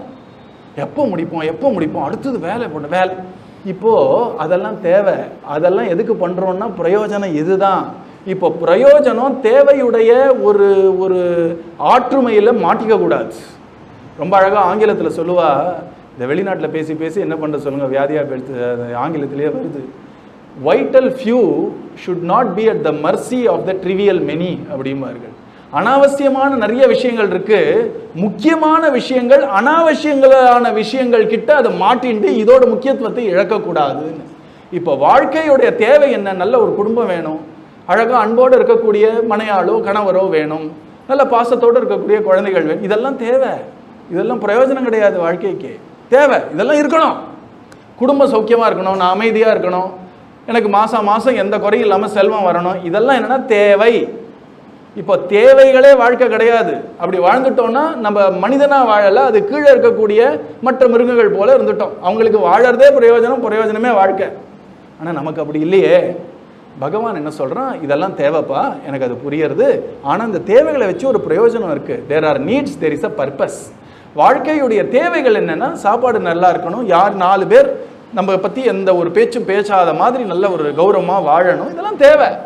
இதெல்லாம் வச்சுட்டு என்ன பிரயோஜனம்னா, நம்ம மனசில் வைராக்கியம் வரணும், நமக்கு பக்தி வரணும், என் வாக்கில் எப்பவும் நாமா வரணும், முடிஞ்ச போதெல்லாம் சத்சங்கத்தில் நான் மூழ்கி என்னை நானே மாற்றிக்கணுங்கிறது தான் அதோடைய பிரயோஜனம். அதனால ரொம்ப அழகாக நம்ம கபீர்தாசர் ஒரு உதாரணம் சொல்கிறார். என்ன சொல்கிறாருன்னா, ஒருத்தர் என்ன பண்ணிட்டார், திடீர்னு பேப்பரில் ஒரு விளம்பரம் பார்த்தாராம். என்ன விளம்பரம்னா, நீங்கள் 1000 ரூபாய் இன்னைக்கு கொடுத்தான்னா அடுத்த மாதத்துலேருந்து உங்களுக்கு 300 ரூபாவோ வாழ்க்கை முழுக்க தரேன்றான் ஒருத்தன். உடனே பார்த்தான், ஆகா இந்த மாதிரி யார் பண்ணுவா, பரம கிருபாளுவா இருக்கானேன்னு 1000 ரூபாய் போட்டால் பரவாயில்ல, இருக்கிற அத்தனை சொத்தையும் போய் வச்சார்களுங்க. முதல் மாதம் ஜம்முன்னு வந்தது 30%, அடுத்த மாதம் கொஞ்சம் லேட்டாக வந்தது அடுத்த 30%, அதுக்கு அடுத்த மாதம் ஆளே காணும். அவன் இருந்த பில்டிங்கு காலி, மொத்தமாக கங்கால் ஆயிடுச்சு. இப்போது கபீர்தாசர் சொல்கிறார், தியாஜ் தோக்கே முழுக்கோ பைட்டேரே, நீ ஏதோ வட்டிக்கு விடுறேன்னு வட்டியுடைய ஒரு ஆசையில் உன் மூலதனத்தையே இழந்துட்டியப்பா அப்படின்றார். இப்போது வட்டி என்னன்னா இந்த தேவைகள் தான். இது தேவை, இது தேவை, தேவைக்கு ஏதானு எண்டு இருக்கோ? தேவைக்கு எண்டே கிடையாது. இதே ஒரு உதாரணம். இது ஜஸ்ட்டு பேசுறதுக்கு தான் தேவை. வருஷம் புதுசாக எதுக்கு மாடல் கொண்டு வரணும், புதுசாக கொண்டு வந்து இப்போ நம்ம பசங்க அதை கேட்கறது, லேட்டஸ்ட் தான் வேணும், எனக்கு லேட்டஸ்ட் தான் வேணுங்கிறது, கொடுக்கலன்னா கோச்சிக்கிறது. ஏன்னா அந்த தேவை புரியல அவளுக்கு. லேட்டஸ்ட் வச்சு இப்போ கடைசியில் இது முடியவே போகிறதில்ல, இவன் நிறுத்த போகிறானான்னு. இனிமே மாற்றமே கிடையாதுன்னு ஒன்று சொல்லட்டும், ப்ராடக்ட் பார்ப்போம். எல்லாத்துலேயும் புதுசாக கொண்டு வந்து நம்ம எப்போவுமே ஆசைன்ற வேட்கையில் ஓடிண்டே இருக்கணும், அவன் பணம் பண்ணிகிட்டே இருக்கணும். இப்படித்தான் இதான் மாயை. ஒன்று புரிஞ்சிருத்துன்னு வச்சுக்கோங்களேன், நீங்கள் அதில் மாட்டிக்க மாட்டேன். இதில் என்ன தேவை எனக்குன்னு புரிஞ்சு, இது எதுக்கு எனக்கு வேணும்னு கேட்டிங்கன்னா வேற, இதனால் எனக்கு என்ன அவசியம், இதில் என்ன தேவைன்னு கேட்டிங்கன்னா அனாவசியம் மாட்டிக்க மாட்டோம். நம்ம வாழ்க்கையை நம்மளுடைய டேர்ம்ஸில் வாழணுமே தவிர யாரோ ஒருத்தன் சொல்கிற ஒரு டேர்ம்ஸில் வாழக்கூடாது. அதனால நம்ம தேவைகள் இருக்கு இல்லையா, அதெல்லாம் அவசியம் பூர்த்தி ஆகணும், அதுக்கு ஒரு பிரார்த்தனை. ஆனால் அந்த தேவைகள் மட்டுமே வாழ்க்கை இல்லையே, அந்த தேவைகள் பூர்த்தி ஆகிறதுனால வாழ்க்கையை பிரயோஜனப்படுத்திக்கணும் இல்லையா. அந்த பிரயோஜனம் என்னன்னா இறைவனை மறக்காமல் இருக்கிறது தான் பிரயோஜனம். யோகி ராம் சூரத்குமார் மகாராஜை பார்த்து ஒருத்தர் கேட்டார், வெளிநாட்டுக்காரர், what is the purpose of life, வாழ்க்கையுடைய பிரயோஜனம் என்ன, வாழ்க்கையோட குறிக்கோள் என்ன, வாழ்க்கையுடைய பயன் என்ன? டு ஆல்வேஸ் ரிமெம்பர் காட் அப்படின்ட்டார்.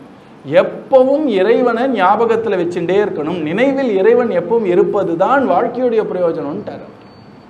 ஒருத்தர் என்ன பண்ணார், கொஞ்சம் தன்னை ஒரு ஆன்மீக குருன்ற மாதிரி காமிச்சுண்டு லூட்டி அடித்தார். நம்ம யோகிராம் சரத்குமார் காலத்திலே இருந்தவர். அவர் எனக்கு அவரை தெரியும் இவரை தெரியும்னு சொல்லிப்பார். அவருடைய ஒரு சிஷ்யர் அவர் யோகிராம் கிட்ட, எங்கள் குருக்கு ஏதாவது மெசேஜ் இருக்கா, நீங்கள் ஏதாவது தகவல் சொல்ல விரும்புகிறீர்களா? உடனே யோகிராம் சூரன் அழகாக சொன்னார், உன் குரு கிட்ட ஒரே ஒரு விஷயம் தான் நான் சொல்லிக்கிறேன், பகவானை மறந்து விடாதேன்னு சொல்லுன்ட்டார். இல்லையா? நம்ம பண்ணுறதெல்லாம் எதுக்கு தெரியுமா? கடைசியாக நீங்கள் ஏன் கைங்கரியம் பண்ணுறீர்கள், நீங்கள் ஏன் நாமா சொல்கிறீர்கள், நீங்கள் ஏன் குருநாதர் கைங்கரியம் பண்ணுறீர்கள், எல்லாத்துக்கும் பிரயோஜனம் கடைசியாக பகவானை மறக்காமல் இருக்கணுங்கிறதுக்காக தான். அதுதான் வாழ்க்கைக்கான பிரயோஜனம். அதனால அந்த பகவானை மறக்காமல் இருக்கணும் அப்படின்னா என்ன பண்ணணும்னா பிரார்த்தனை பண்ணும். கிருஷ்ணா, கார்த்தால எழுந்த உடனே இந்த நாளில் நான் உன்னை மறக்கவே கூடாதுப்பா. நான் என்ன பண்ணாலும் என் கை அந்த வேலையை பண்ணட்டும், கண் அந்த வேலையை பண்ணட்டும், என் புத்தி அந்த வேலையை பண்ணட்டும், ஆழ் மனதில் உன் எண்ணமே எனக்கு இருக்கட்டும் அப்படின்னு ஒரு அழகான பிரார்த்தனை. இது கஷ்டம் வந்தால் தான் பண்ணணுமான்னு டெய்லி நம்ம பண்ணலாமானோ? அதுதான் முக்கியமான ஒரு பிரார்த்தனை. என்னென்னா பகவானை மறக்கக்கூடாது. பகவானே நீ என்னை மறக்காத, நானும் உன்னை மறக்காமல் இருக்கணும். இந்த நாள் முழுக்க முடிஞ்ச போதெல்லாம் உன் பேரை சொல்லணும், முடிஞ்ச போதெல்லாம் உன்னை நினைக்கணும். எனக்கு ஏதாவது ஒரு நல்லது வந்தால் நன்றியோடு உன்னை ஸ்மரிக்கணும். எனக்கு ஏதாவது ஒரு கஷ்டம் வந்தால் பிரார்த்தனை பூர்வமாக கிருஷ்ணா என் மனசு ரொம்ப சஞ்சலப்படுறதுப்பா, ஒன்று எனக்கு அந்த ஒரு சவாலை எதிர் நோக்கக்கூடிய ஒரு மனப்பக்குவத்தை கொடு, இல்லைன்னா அந்த கஷ்டம் வராமல் அதோடைய ஒரு வலிமையை குறைக்கிற மாதிரி எதுவும் அனுகிரகம் பண்ணு. பிரார்த்தனை எல்லாத்துக்கும் பிரார்த்தனை பண்ண முடியும். ஒன்றுமே நடக்காமல் ஒரு நாள் போகுமான்னு ஏதோ ஒன்று நடக்கும் இல்லையா? நல்லது நடக்கும், தீமை நடக்கும். பாகவதம் சொல்லித்தரது நல்லது நடந்தால் நன்றியோட பிரார்த்தனை பண்ணு. பிரார்த்தனையும் நன்றியும் ஒரு பிரார்த்தனை தான். நன்றி ஏன் பிரார்த்தனைனா நடந்ததை ஸ்மரிக்கிறோம். கிருத்தஜ்ஞதானா நடந்ததை, அவர் செஞ்சதை நம்ம திருப்பி ஞாபகம் வச்சுட்டு சொல்கிறோம். அதுவும் நன்றி தான் பெரிய பிரார்த்தனை. அந்த நன்றி உணர்வு மட்டும் நம்ம பிரார்த்தனையில் கொண்டு வந்துட்டோம்னு வச்சுக்கோங்களேன், கஷ்டத்துடைய பிரார்த்தனைலாம் அப்படி ஒரு திட விஸ்வாசோடு நமக்கே சந்தோஷமாக இருக்கும். நிறைய வாட்டி சொல்லும் பொழுது குருநாதரே அழகாக சொல்லுவார், நான் ஒரு பூஜைக்கு போயிருந்தேன், ரொம்ப பக்தியாக பண்ணார் அவர் அப்படின்றார். அப்படின்னா என்ன அர்த்தம்? எப்போ ஒரு அடைமொழி கொடுக்குறோமோ, அப்ஜெக்டிவ் கொடுக்குறோமோ, அப்போ பக்தி இல்லாத பூஜை கூட ஒன்று இருக்குது போல இருக்குது இல்லையா? ஏதோ போட்டோம், ஏதோ தண்ணியை கொட்டினோம், எல்லாம் முடிஞ்சது, இந்த பிரசாதத்தை வாங்கிக்கோ, போ கிளம்பு அப்படின்னா ஒரு பக்தி இல்லாத பூஜை போல இருக்குது. அதே மாதிரி நம்ம ஒரு நன்றியோடு பண்ணக்கூடிய ஒரு பிரார்த்தனை இருக்குது பற்றியல, அந்த நன்றியோடு பண்ணக்கூடிய ஒரு பிரார்த்தனைனால நமக்கு நம்பிக்கை ஒன்றும் ஜாஸ்தி ஆகும். அதனால பிரார்த்தனைங்கிறது நமக்கு ஏதோ வேண்டிய விஷயத்த பகவான் கிட்ட ஞாபகப்படுத்துறது மட்டும் கிடையாது. அது முதல் லெவல் பிரார்த்தனை. அடுத்த லெவல் பிரார்த்தனை நான் சொன்னேன் இல்லையா, அக பிரார்த்தனை. என் மனசையும் இன்னும் கொஞ்சம் திடப்படுத்து, எனக்கு ஸ்ட்ரென்த்து கொடு, எனக்கு வலிமையை கொடு, நான் இன்னும் கொஞ்சம் ஒரு நன்மையாக இருக்கணும், ஒரு நல்லவனாக இருக்கணும்னு நான் ஆசைப்பட்றேன். என் மனசில் இன்னும் கொஞ்சம் அன்பை கொடு, என் மனசில் இன்னும் கொஞ்சம் பொறுமையை கொடு, என் மனசில் பொறாமை அறவே இல்லாமல் அழிச்சிடும், என் மனசில் அனாவசிய விஷயத்துக்கு ஆசை நான் ஏன் படணும், அந்த ஆசை இதெல்லாம் பிரார்த்தனை பண்ணுங்களேன், பாதி பிரச்சனை சால்வ் ஆகிடும் உங்களுக்கு. அது உள்ளே பண்ணக்கூடிய ஒரு பிரார்த்தனை. நம்ம ஏதானும் தப்பு பண்ணிட்டோன்னா, கிருஷ்ணா ஏதோ பண்ணிட்டேன்ப்பா, என்னுடைய வாசனைகள்னால இப்படி ஒரு தப்பை நான் பண்ணிட்டேன், ஜோஷங்கிறது என் குணமாக இருக்குது, நீ கிருபை பண்ணி அதை நான் இனிமேல் பண்ணாத மாதிரி நீ என்னை மாற்று, உனக்கு நான் ஒத்துழைப்பு தரேன். இது வாய்ச்சொல்ல நான் சொல்லலை, உண்மையாக சொல்கிறேன், லீலையாக நான் பிரார்த்தனை பண்ணலை, நிச்சயமாக சொல்கிறேன், நீ எனக்கு அந்த ஒரு மனப்பக்குவத்தை கொடு. இந்த மாதிரி பிரார்த்தனை பண்ணலாமே இல்லையா? மூணாவது லெவல் பிரார்த்தனை என்ன அப்படின்னா, பகவான் கிட்ட இப்போ நீ கொடுத்ததெல்லாம் இப்படி வச்சிருக்கியப்பா என்ன அப்படின்னு நன்றியோடு பண்ணக்கூடிய பகவத் ஸ்மரணம் மூணாவது லெவல் பிரார்த்தனை. கிராட்டிடியூட்னு சொல்கிறோம் இல்லையா, நன்றியோட கிருத்தஜ்ஞத்தையோட. நம்ம வள்ளுவரே என்ன சொல்கிறாருன்னா, எந்நன்றி கொன்றாருக்கும் உய்வுண்டு, உய்வில்லை செய் நன்றி கொன்ற தமர்க்குன்ட்டார். பகவான் தான் செய் நன்றி. செய் நன்றினா வினைத்தொகை தானே, செய்த நன்றி, செய்கின்ற நன்றி, செய்ய போகின்ற நன்றி. ஊறுகாய்னா ஊறின காய், ஊறுகின்ற காய், ஊற போகிற காய் இல்லையா? செய் நன்றின்னு அழகான ஒரு வார்த்தை. எந்த ஒருவர் நமக்கு எப்பவுமே நன்றி செய்கிறார் அப்படின்னா, எப்பவுமே நமக்கு நல்லது யார் செய்யறனா, பகவானோ குருவோ தான். மற்ற மக்கள் இன்னைக்கு நம்மளோட நல்ல ஒரு பிரியமாக இருந்தாங்கன்னா நன்மையை செய்வார், நாளைக்கு நம்மளோட விரதம் பண்ணால் நமக்கு தீமையை கூட செய்யலாம். மனுஷனை நம்ப முடியாது, இயற்கையை நம்பவே முடியாது. இன்னைக்கு நல்ல ஜிலி ஜிலுன்னு இருக்கு, நாளைக்கு சோனும் மழை கொட்டினாலும் கொட்டும். இப்போ யாரை நம்பலான்னா, இறைவன் தான் எப்பவும் நம்மளுடைய ஹிதத்துக்காகவே இருக்கக்கூடியவர். செய் நன்றி கொன்றவர் அப்படின்னா, இறைவன் நமக்கு பண்ணக்கூடிய அந்த நன்மைகளை, இறைவன் நமக்கு பண்ணக்கூடிய அந்த அனுகிரகத்தை மறக்காத. அப்படி மறந்தா உனக்கு உய்வே இல்லை, உன்னை மேலேயே தூக்கின்னு வர முடியாது, அதோகதி தான் அப்படின்ட்டார் திருவள்ளுவர். அதனால நம்மளோட மூணாவது லெவல் ஒரு பிரார்த்தனை என்னன்னா நன்றி. என்ன நன்றினா, எல்லாம் சௌக்கியமாக வச்சுருக்கப்பா, கஷ்டம் இருக்குது இருந்தாலும் மற்ற விஷயங்கள்லாம் சரியாக தானே இருக்குது, வாழ்க்கையில் ஒரு அங்கம் தானே ப்ராப்ளம் நமக்கு. யாருக்கான ஒருத்தருக்கு உடம்பு சரியாக இல்லைன்னா அவருக்கு ஒரு நல்ல குடும்பம் இருக்கும், அவருக்கு நல்ல பொறுப்பான குழந்தை இருப்பார்கள், பணத்துக்கு எந்த குறையும் இருக்காது. சில பேர் கடன் தொல்லை இருக்கும், ஆனால் குழந்தைகள்லாம் அன்பாக இருக்கார், கணவர் பிரியாமல் அன்பாக இருக்கார், மனைவி பிரியாமல் அன்பாக இருக்கார். வாழ்க்கையில் ஏதோ ஒரு அங்கம்தான் கஷ்டம். யாரான ஒருத்தர் என்கிட்ட என் வாழ்க்கையே கஷ்டம் சொன்னால் நான் நம்பவே மாட்டேன். ஏன்னா முதல்ல இந்த ரூம்குள்ளே வரவர்களுக்கு அப்படி இருக்கவே முடியாது. வாழ்க்கையில் 100 விழுக்காடுல ஏதோ ஒரு 10 விழுக்காடு ஒரு அங்கம் ஒண்டி தான் கஷ்டங்கிறத நம்ம முதல்ல மனசில் வாங்கிக்கணும். இல்லைன்னா நம்ம என்ன பண்ணிடுவோம் தெரியுமா, இதுதான் நம்ம இயற்கை. இப்போ மன கஷ்டம் மன வலிங்கிறது உடல் வலி மாதிரி, இதை புரிஞ்சுட்டா அதை புரிஞ்சுக்கலாம். உடலில் எவ்வளோ உறுப்பு இருக்குது, எவ்வளோ இருக்கு இருக்கணும், 32 பல்லு இருக்கா, அதில் ஒரு பல்லுல வலி.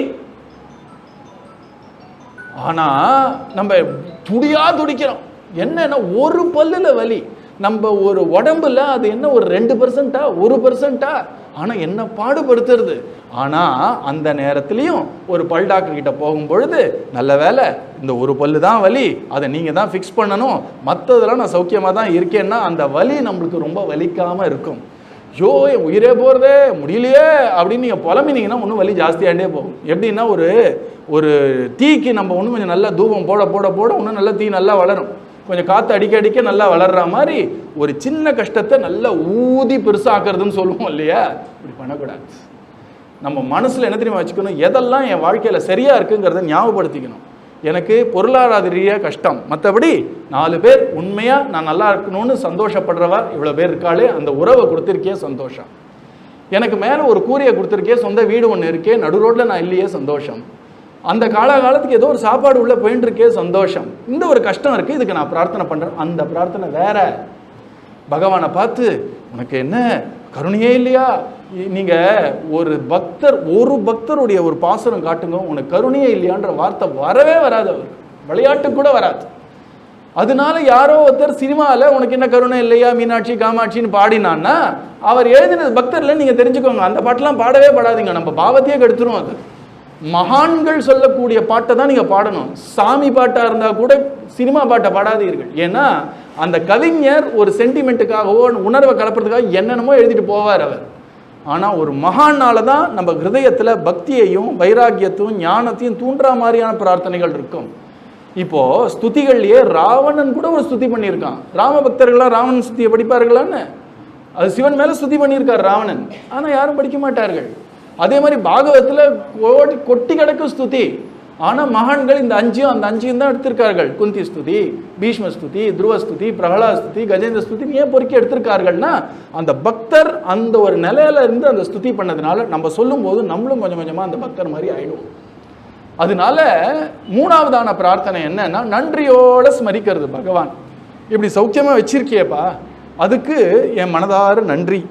இதுக்கு மீறி எனக்கு இந்த ஒரு கஷ்டம் இருக்குது, வாழ்க்கையில் ஒரு அங்கம் கஷ்டம், வாழ்க்கையே கஷ்டம் தயவு செஞ்சு சொல்லாதீங்க. சொல்ல அது சத்தியமாயிடும். நம்ம மனசு எப்படி இருக்கோ அப்படித்தான் நம்ம வாழ்க்கை. மனம் போன்று வாழ்க்கைன்றோம் இல்லையா, மனம் போல வாழ்க்கைங்கிறது பெரிய தத்துவ விஷயம். அது உன் மனம் போல வாழ்க்கை இருக்கட்டும்னா நீ நினைச்சா மாதிரி எல்லாம் நடக்கட்டும் சொல்ல வரல, உன் மனசு எப்படியோ அப்படிதான் வாழ்க்கைன்னு சொல்ல வர. So be careful. நம்ம எண்ணங்கள்லாம் மலினமாக போக போக வாழ்க்கையே மலினமாக போயிடும். எண்ணங்கள்லாம் எதிர்மறையாக போக போக போக வாழ்க்கையே எதிர்மறையாக போயிடும். மனம் போல தான் வாழ்க்கை இருக்கும், மனதை ஜாக்கிரதையாக வச்சுக்கோன்ற. அதனால தான் 3ஆவது விஷயம் என்னன்னா நன்றியோடு நம்ம பண்ணக்கூடிய பிரார்த்தனை. 4ஆவதாக ஒரு பிரார்த்தனை இருக்குது. என்ன பிரார்த்தனைன்னா பகவானை பார்த்து கிருபாளுவாக இருக்கியே, இவ்வளோ அழகாக இருக்கியே, நீ இப்படி ஒரு குணபூஷணனாக இருக்கியே அப்படின்னு பகவானுடைய சரித்திரங்களை பார்த்து இவ்வளோ அமிர்தமயமாக இருக்கே உன் கதை அப்படின்னு பகவானை பார்த்து இந்த மாதிரி ஒரு கதையை எனக்கு கொடுத்துட்டு போயிருக்கியப்பா அப்படின்னு நினைக்கிறது அடுத்த லெவல் பிரார்த்தனை. கொஞ்சம் சாதுக்கள்லாம் அப்படி தான் பிரார்த்தனை பண்ணுவார்கள்.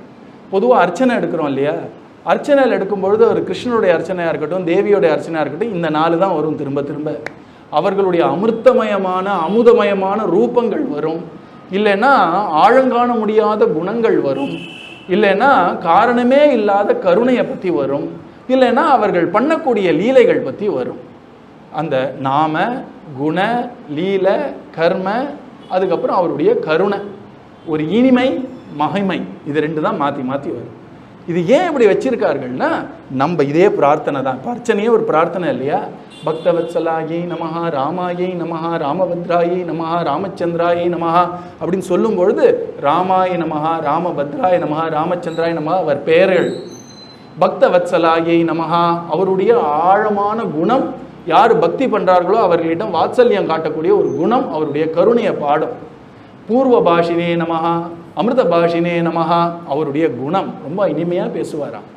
இதெல்லாம் நீங்கள் பண்ண பண்ண என்ன ஆகும்னா ராமர் இப்படி இருப்பாரா, நான் மட்டும் ஏன் கடுமையாக பேசணும், நான் ராமபக்தனாக இருந்துன்னு கடுமையான சொல்லிட்டா ராமனுடைய மனமே நோகுமே. ஒரு பிரார்த்தனை, ராமா உன் குணங்கள்லாம் நீ காட்டினதே எங்களெல்லாம் திருத்தறதுக்காக தானே, என்னை உள்ளே இருந்து என்னை திருத்திடேன், நானும் நல்ல இனிமையாக பேசுகிறேனே, இனிமையான எண்ணங்கள் வரட்டுமே எனக்கு அப்படிங்கிற ஒரு பிரார்த்தனை. பகவானுடைய குணங்களை கொண்டாடுறதே ஒரு பிரார்த்தனை. கடைசியாக ஒரு பிரார்த்தனை என்ன அப்படின்னா, மகான்கள் பண்ணக்கூடிய பிரார்த்தனை, இப்படிப்பட்ட பகவான் அவன் இருக்கிறதே எனக்கு லாபம், வேற எதுவுமே வேண்டாம், அவன் இருப்பில் நானும் இருக்கணும், அவன் சந்நிதியில் எப்போ நான் இருக்கணுங்கிறது தான் உயர்ந்த பிரார்த்தனை. எப்பவும் என்றும் உன் நினைவில் நான் இருந்திடல் வேண்டும் அப்படிங்கிறது தான் பெரிய பிரார்த்தனை. இந்த பிரார்த்தனை தான் மேலே மேலே மேலே போகணும். வாழ்க்கையில் மேல் கீழெலாம் இருக்கும், இல்லைன்னு சொல்ல மாட்டேன், வாழ்க்கைனா அப்படி தான் இருக்கும். அதுக்காக நமக்கு வேண்டிய விஷயங்களில் வேண்டான்னு விட்டுற வேண்டாம், அதுக்கான பிரார்த்தனை பண்ணுவோம். அது மட்டும்தான் பிரார்த்தனை நினைக்காதீர்கள் சொல்ல வரேன். அதனால முதல்ல எனக்கு தேவையான விஷயங்கள்லாம் தேவை அப்படிங்கிறதுனாலேயே பிரார்த்தனை.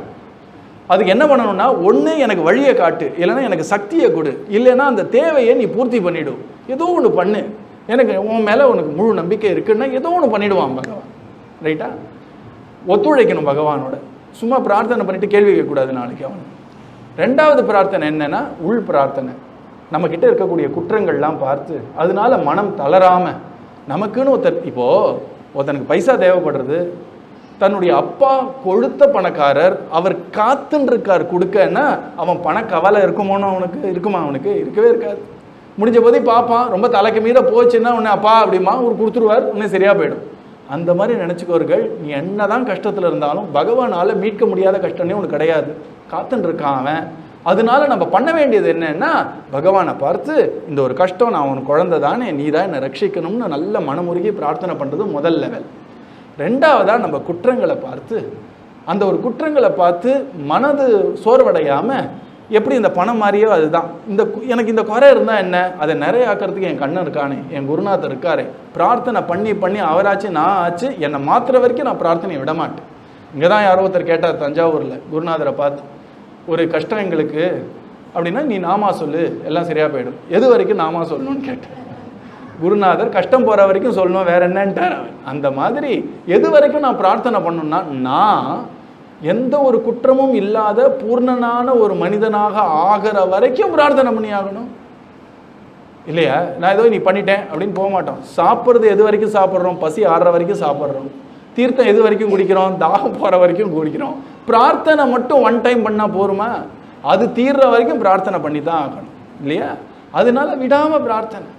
அந்த பிரார்த்தனையும் நல்ல வலிமையான பிரார்த்தனை வேணும். அப்படின்னா அந்த பிரார்த்தனை நிறைவேறலைன்னா நமக்கு என்ன ஒரு கஷ்டம் வருங்கிறத மனசில் நல்லா வாங்கிட்டு, கிருஷ்ணா இவ்வளோ கஷ்டம்ப்பா, அதனால இந்த பிரார்த்தனையை வலிமையாக நான் பண்ணணும்னு ஆசைப்பட்றேன், நீ அதை ஏற்றுக்கணும்னு அந்த கான்சிக்வன்ஸ், அதில் விளைவை நல்லா மனசில் வாங்கிட்டு அவசியமான தேவை என்னங்கிறத கரெக்டாக புரிஞ்சுட்டு பிரார்த்தனை பண்ணால் நல்லாயிருக்கும்.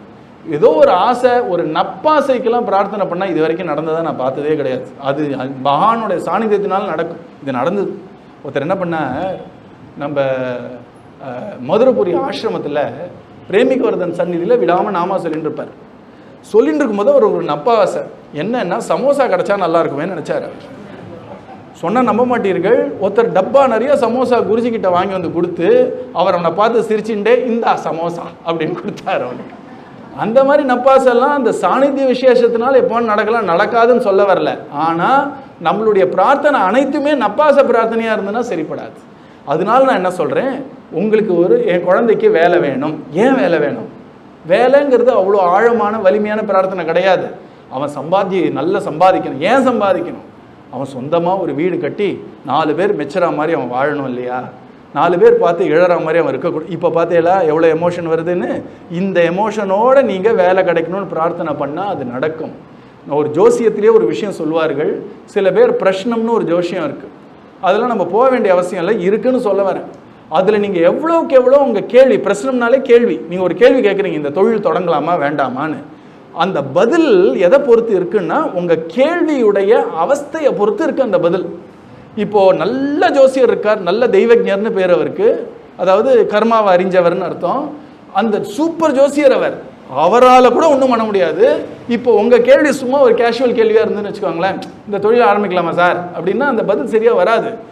பகல இந்த தொழில் இல்லைன்னா என் குடும்பத்தை காப்பாற்ற முடியாது, இப்போ எனக்கு ஒரு வழியே இல்லை, இந்த தொழில் ஆரம்பிச்சே ஆகணும், ஆரம்பிக்கலாமா வேண்டாமா அப்படின்ற ஒரு அவஸ்தையோடு நீங்கள் ஒரு கேள்வியை கேட்டீங்கன்னா ஜோசியமே நீங்கள் கேள்வி கேட்கறதுடைய வலிமையை பொறுத்து தான் அந்த பதிலுடைய சரியான ஒரு தன்மை இருக்குது. அதே மாதிரி தான் நம்ம இந்த பிரார்த்தனையும், அந்த பிரார்த்தனை வலிமையாக இருக்கணும். அந்த வலிமை எப்போ வரும்னா சாதாரணமான ஆசையை நல்லா ஏன் ஏன் ஏன் ஏன் எனக்கு இது வேணும், ஏன் எனக்கு இது வேணும் கேட்டு கேட்டு அடிப்படை தேவை வரைக்கும் போயிட்டு பிரார்த்தனை பண்ணுங்க. நடக்கிறதா இல்லையா பாருங்க. நீங்கள் மேல் வழியாக பிரார்த்தனை பண்ணும் பொழுது பகவானை நீங்கள் கட்டி போடுறீர்கள். எனக்கு இந்த குழந்தைக்கு இந்த கம்பெனியில் வேலை வேணும்னு கேட்டிங்கன்னு வச்சுக்கோங்களேன், பகவான் வேறு தான் பெருசாக கொடுக்கணும்னு நினச்சா கூட அவனால் கொடுக்க முடியாமல் போயிடும். அப்படி பிரார்த்தனை பண்ணுறது ஒரு பக்கம் இருக்கட்டும், இன்னும் கொஞ்சம் ஆழமாக போய் இது எதுக்கு தேவை, அவன் சொந்தமாக நிற்கணும், எந்த குறையும் இல்லாமல் இருக்கணும், சந்தோஷமாக இருக்கணும், அமைதியாக இருக்கணுன்ற ஒரு பிரார்த்தனையை பேஸாக வச்சு நீங்கள் ஒரு பிரார்த்தனை பண்ணிங்கன்னா அந்த பிரார்த்தனை வலிமையாக இருக்கும். ஏன்னா அடிப்படை தேவைங்கிறது ஹிருதயம் பக்கத்தில் இருக்குது. ஆசை, நப்பாசை, பேராசை அதெல்லாம் இங்கே போயிடும். என்ன இங்கேருந்து பிரார்த்தனை வந்தால் சரியாக நடக்கும். இங்கேருந்து எப்போ பிரார்த்தனை வரும், அடிப்படை தேவை. அடிப்படை தேவை என்ன, 4 பேர் நம்மளை கெட்ட பேர் வரக்கூடாது, கௌரவமாக வாழணும், எந்த குறையும் இருக்கக்கூடாது, நம்ம உண்ண உணவோ உடுக்க உடையோ இல்லைன்னா மேலே இருக்கக்கூடிய ஒரு வீடோ இந்த மாதிரி எந்த விஷயத்துலையும் குறை இருக்கக்கூடாது, குழந்தைகள்லாம் சௌக்கியமாக இருக்கணும். இதெல்லாம் அடிப்படை தேவை இல்லையா? இதை பேஸாக வச்சுட்டு ஒரு பிரார்த்தனை பண்ணுங்கள், என் குழந்தைக்கு நல்ல வேலை கிடைக்கணும்னு. அதை ஞாபகம் வச்சுன்னு இப்படி பண்ணால் தான் வலிமை இருக்கும்.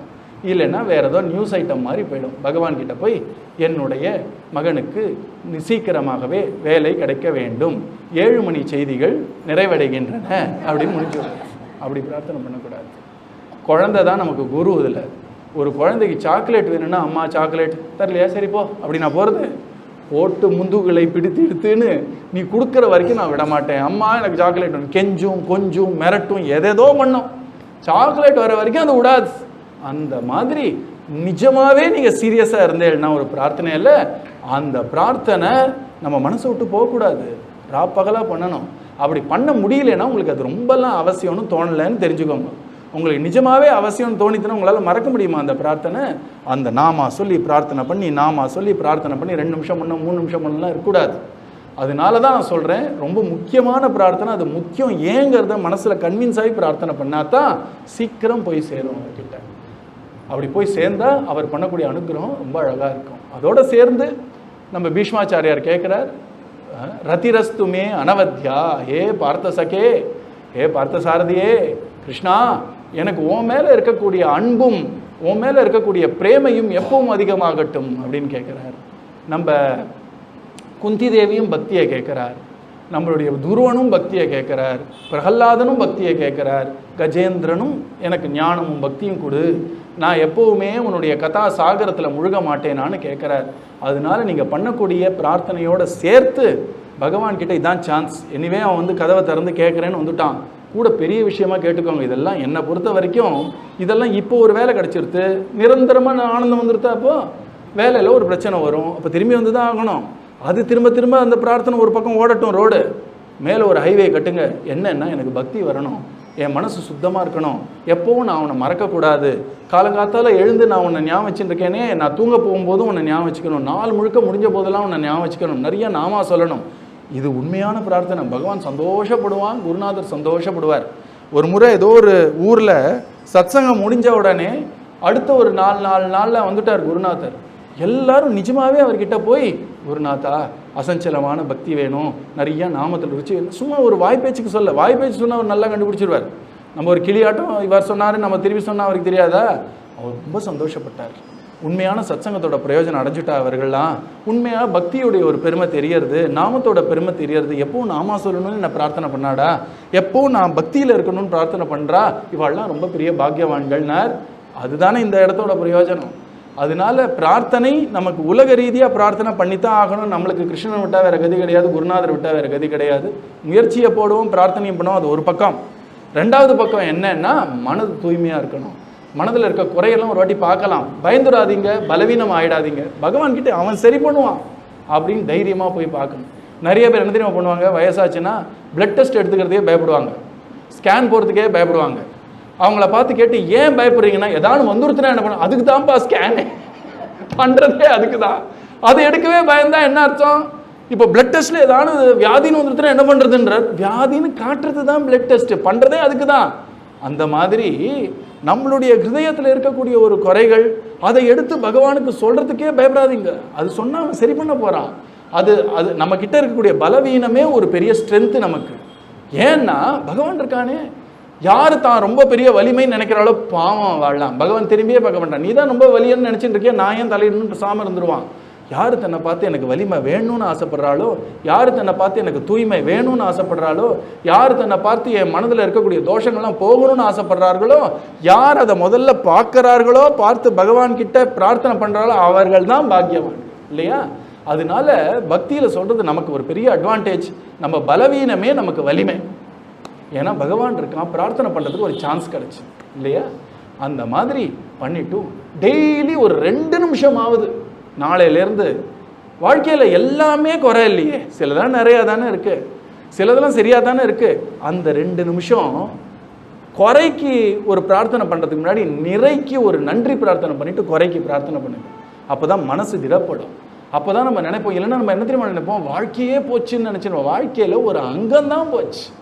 ஒரு பரீட்சை எழுதுறோம், ஃபெயில் ஆகிட்டோம். பரீட்சை என்ன பெரிய விஷயம்? 10 வருஷத்துக்கு அப்புறம் ஒரு பெரிய விஷயமா? 9ஆம் கிளாஸ் படிக்கும்போது எனக்கு ஃபைனல் எக்ஸாம் தான். எப்படியாவது இந்த எக்ஸாமை பாஸ் பண்ணால் அவ்வளோதான் போகிறோம், வாழ்க்கையே சரியாயிடுதுன்னு நினச்சேன். அப்புறம் 10ஆம் கிளாஸ் வந்தது, 11ஆம் கிளாஸ் வந்தது, காலேஜ் வந்தது, வேலை வந்தது. அதனால நீங்கள் அந்த ஒரு விஷயங்கிறது வாழ்க்கையில் ஒரு சின்ன அங்கம்ங்கிறத மறக்காதீர்கள். நமக்கு ஒரு பெரிய ப்ராப்ளம் உடலில் இருக்கலாம், மனசில் இருக்கலாம், குடும்பத்தில் இருக்கலாம், பொருளாதாரத்தில் இருக்கலாம். It is only a small part of our life. நம்ம வாழ்க்கைங்கிறது ரொம்ப பெருசு. ஒரு பக்தர் இருந்தார், நடந்தது சொல்கிறேன் உங்களுக்கு. அந்த பக்தர் 25 வருஷம் முன்னாடி நடந்த விஷயம். அந்த பக்தரோட அம்மாவுக்கு ரொம்ப உடம்பு சரியா இல்லை. அந்த பக்தர் என்ன பண்ணார், நம்ம குருநாதர்கிட்ட போயிட்டு அவர் சொன்னார், எங்கள் அம்மாவுக்கு ரொம்ப உடம்பு சரியா இல்லை, டாக்டர்லாம் இன்னும் கொஞ்ச நாள் தான் சொல்லிட்டா, நான் ஒரு நல்ல நிலையில இருக்கிறத எங்கள் அம்மா பார்த்துட்டு அவள் உயிரை விட்டா எனக்கு ரொம்ப சந்தோஷமா இருக்கும்னு. குருநாதர் கண்ணீரே வந்துருச்சு. ஏன்டா இப்போ நீ நல்ல நிலைமையில தான் இருக்க, நான் உன்னோட இருக்கேன், நீ என்னோட இருக்க, இதை விட என்னடா நல்ல நிலைன்னா அவன் கூனி குறுக்கி போயிட்டான். ஏன்னா ரொம்ப நாளாக சத்சங்கத்துக்கு வரலையா. அவன் நல்ல நிலைமைன்னா என்ன நினச்சான், நிறையா சம்பாதிச்சுட்டு ஏதோ ஒரு குடும்பத்தோடு இருக்கிறது நல்ல நிலைமைன்னு நினச்சான். குருநாதர் சொன்னார், நீ சத்சங்கத்தில் இருக்க, நான் உன் கூட இருக்கேன், நீ ஏன் கூட இருக்க, இதை விட என்னடா பெரிய நல்ல நிலைமைன்னு அவர் வாய் தெரிஞ்சு சொன்னார். அது அந்த பையனே கிட்டேருந்து சொன்னார். எப்படி இருக்கும். அதனால நினச்சிக்கோங்க, எப்போ நாமா சொல்லிட்டேலோ நான் ஒரு நல்ல நிலையில் இருக்கணும் கிருஷ்ணான்னு சொன்னால் கிருஷ்ணா ரொம்ப வருத்தப்படுவோம். ஏன்பா, நான் இருக்கேன் உனக்கு, நீ இருக்கேன் எனக்கு, 2 பேரும் சேர்ந்து பண்ணுவோமே. ஒரு குறை இருந்தால் என்ன 2 பேரும் சேர்ந்து சால்வ் பண்ணுவோம். சொல்கிறோம் இல்லையா, நீ என்ன தனியாகவா இருக்க, நான் இருக்கேனே. என் நாம எப்போ சொல்கிறியோ நான் இல்லையா அவன் கூட. நல்ல நிலைமையில தான் நம்ம எல்லாம் இருக்கோம். சத்தியமாக சொல்கிறேன். நிறைய கஷ்டம் வரட்டும், வராமல் போட்டும், அதெல்லாம் ஒரு வழி இருக்கட்டும். கஷ்டமே இந்த மாதிரி கஷ்டம் இல்லாதவாள்லாம் நல்ல நிலையில் இருக்கான்னு நினைக்கிறேல்ல. யார் வாக்கில் நாமம் இருக்கோ, யார் ஹிருதயத்தில் பகவான் மேலே நம்பிக்கை இருக்கோ, யார் இந்த குருநாதரோட சம்மந்தப்படணும்னு ஆசைப்படுறாளோ, சம்மந்தப்பட்டுட்டாலோ, அவள் தான் நல்ல நிலையில் இருக்கா. அவளுக்கு தான் நிறையான நல்ல நிலைமை இல்லையா. அதை நம்ம மனசில் வச்சுட்டா தான் நமக்கு தைரியம் வரும். இல்லை சின்ன விஷயத்துக்கெல்லாம் வாடி விடக்கூடாது. பெரிய பெரிய விஷயம்லாம் இருக்குது, பகவான் அதெல்லாம் பார்த்துட்டான், இதை பார்த்துக்க மாட்டானா. அந்த நம்பிக்கையில் விடாமுயற்சி, பகவான்கிட்ட விடாத பிரார்த்தனை, அந்த பிரார்த்தனையை பழகணும். அந்த பிரார்த்தனைமயமான வாழ்க்கை எப்போ இருக்குன்னா, அடிக்கடி நீங்கள் சத்சங்கத்தில் இருந்தால் தான் வரும். நம்ம மனசுங்கிறது யாரோட பழகிறோமோ அவர்களால எல்லாம் இன்ஃப்ளூயன்ஸ் ஆகிடும். ஒரேடியாக இந்த ஒரு சத்சங்கம் அதெல்லாம் இல்லாதவர்கிட்ட ரொம்ப பழகிட்டோம்னா இது நம்ம போகிறதே ரொம்ப அதிகப்படியோன்னு தோணி போயிடும். அப்படியா, டெய்லி போறியா நாமத்துவாருக்கு? எதுக்கு? ஒரு வெள்ளிக்கிழமை 4 கிழமையாக போக வேண்டியது தானே. நம்மளே ஏதோ பெரிய விஷயம் பண்ணிட்டோம் போல இருக்கு. நாமத்துவார் வந்து பகவானை பார்த்து இன்றைக்கி நான் உனக்கு ஒரு பெரிய ஹெல்ப் பண்ணியிருக்கேன், நான் வந்திருக்கேன் நாமத்துவார்னு தோணி போயிடும். நமக்கும் கிருஷ்ணருக்கும் நித்தியமான ஒரு உறவு. அதை நம்ம நித்தியம் வந்து புதுப்பிக்க வேண்டாமா? மொபைல் ஃபோனை டெய்லி சார்ஜ் பண்ணுற மாதிரி வர வேண்டாமா? இங்கே முடிஞ்ச போதெல்லாம் வர வேண்டாமா? அதனால அதான் சொல்கிறேன், நீங்கள் பழகிறாளை பொறுத்து இருக்குது. சில பேர் என்ன தெரியுமா சொல்வார்கள், சுந்தரகாண்ட பாராயணம். சுந்தரகாண்ட பாராயணம் பண்ணுறல என்ன விஷயம் அப்படிங்க. என்ன ஏதாவது விஷயம் இருந்தால் தான் பண்ணுமான பாராயணம். இப்போ மூச்சு விடுறவளை பார்த்து மூச்சு விட்றியா என்ன விஷயம்னு கேட்பார்களா எல்லாம்.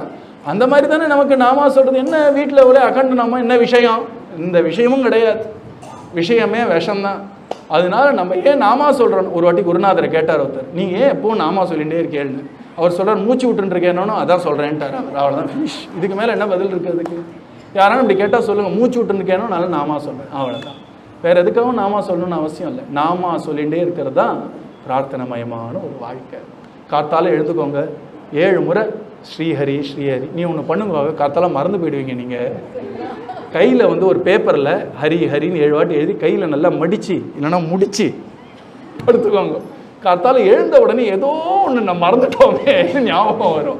முடிச்ச ஒருத்தா 7 வாட்டி ஹரி இருக்கு. நான் விளையாட்டுக்கே சொல்ல, முதல்ல நாங்கள் அப்படி தான் பழகினோம்.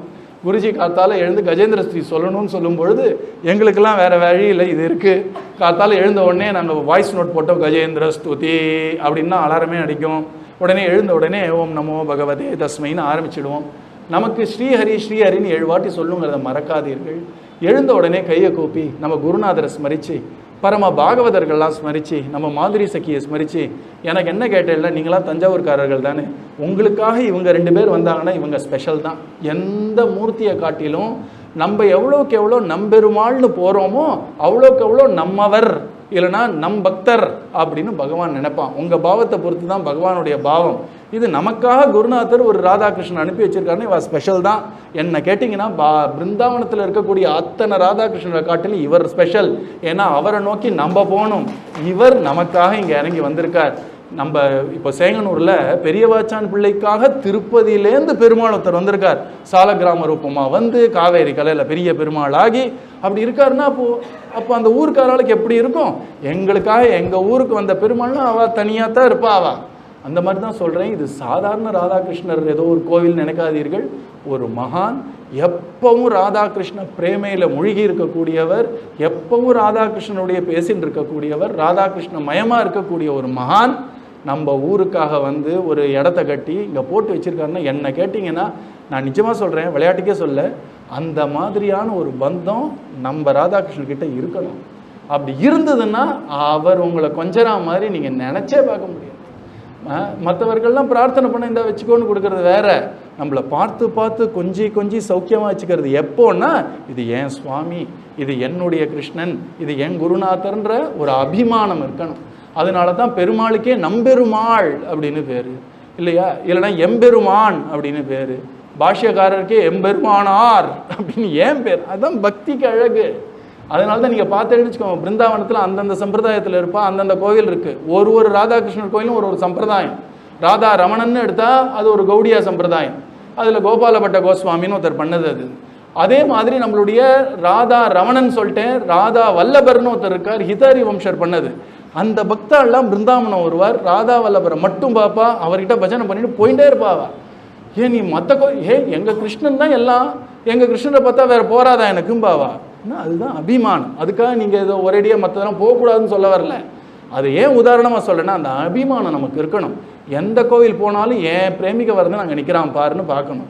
அது சிவன் கோயிலாக இருந்தாலும் சரி, முருகன் கோயிலாக இருந்தாலும் சரி, தேவி கோயிலாக இருந்தாலும் சரி, விஷ்ணு கோயிலாக இருந்தாலும் சரி, இந்த அபிமானம் இருக்குது பார்த்தேளா, அது உங்கள் வாழ்க்கையை மாற்றிடும். அப்போது பகவான் இப்படி அபிமானிக்கிறவாளை சும்மா விடுவானா? பகவான் என்ன பண்ணுவான்னா அப்படித்தான் கிருபை பண்ணுவான். நீங்கள் பிரார்த்தனை பண்ண வேண்டிய அவசியம் இல்லாமல் கூட பண்ணிடுவான். ஏன்னா அபிமானம் அவனை மயக்கும், அன்பு தான் அவனை மயக்கும். அந்த ஒரு அபிமானம் நமக்கு இந்த ராதாகிருஷ்ணன் கிட்ட இருக்கணும். ஏன்னா நீங்கள் இந்த ஊரில் இருக்கிறது, இதை நான் உடுமலைப்பேட்டை போனேன்னா அந்த ராதாகிருஷ்ணன் தான் அவங்களுக்கு சொல்லுவேன். ஏன்னா உங்களுக்காக வந்தவர் அவர் இல்லையா. நம்ம ஊர்லேயே ஒரு 4 கிலோமீட்டர் தள்ளி இவர் யார்? உலகத்தை படைச்சி காத்து அழிக்கக்கூடிய பரபிரம்மம், பரமேஸ்வரன். நம்ம சாதாரணமாக ஒரு விஐபி ஊருக்கு வந்தாலே அந்த எல்லாத்தையும் ஓட்டு போய் பார்க்குறோங்க, வராருன்னு. வந்தது ஏதோ சும்மா நின்றுருக்காருன்னு நினைக்காதீங்கோ. லோகேஸ்வரன், அவள் லோகேஸ்வரி, 2 பேரும் எதுக்காக வந்திருக்காருன்னா நம்மளுக்காக வந்திருக்காரு. நம்ம ஊர்கிட்ட வந்திருக்காருன்னா ஒரு 4 கிலோமீட்டர் 5 கிலோமீட்டர் 3 கிலோமீட்டர் 100 மீட்டர் ஒரு பொருட்டா அவளை பார்க்கறதுக்கு. சொன்னேன் இல்லையா நேற்று, கிருஷ்ணன் வேற எங்கேயும் இல்லை, உங்கள் பாவத்தில் தான் இருக்கான்.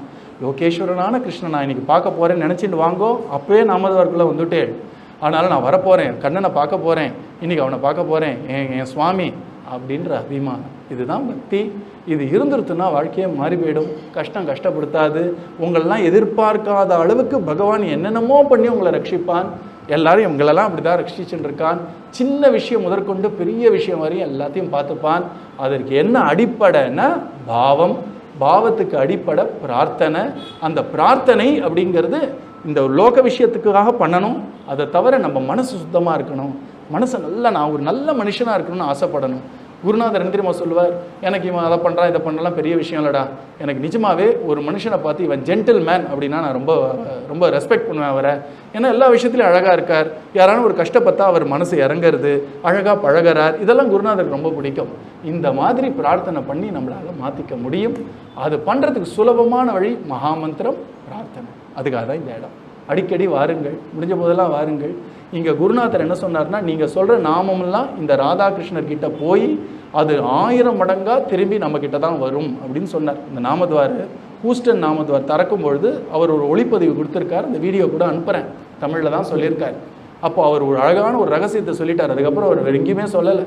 நான் குடிச்சிக்கிட்டு அது சொன்ன உடனே ஆமாம் சொல்லிட்டேன் அப்படின்ட்டார். அவர் சொன்னேன்னு சொல்லிட்டேன் அப்படின்னார்.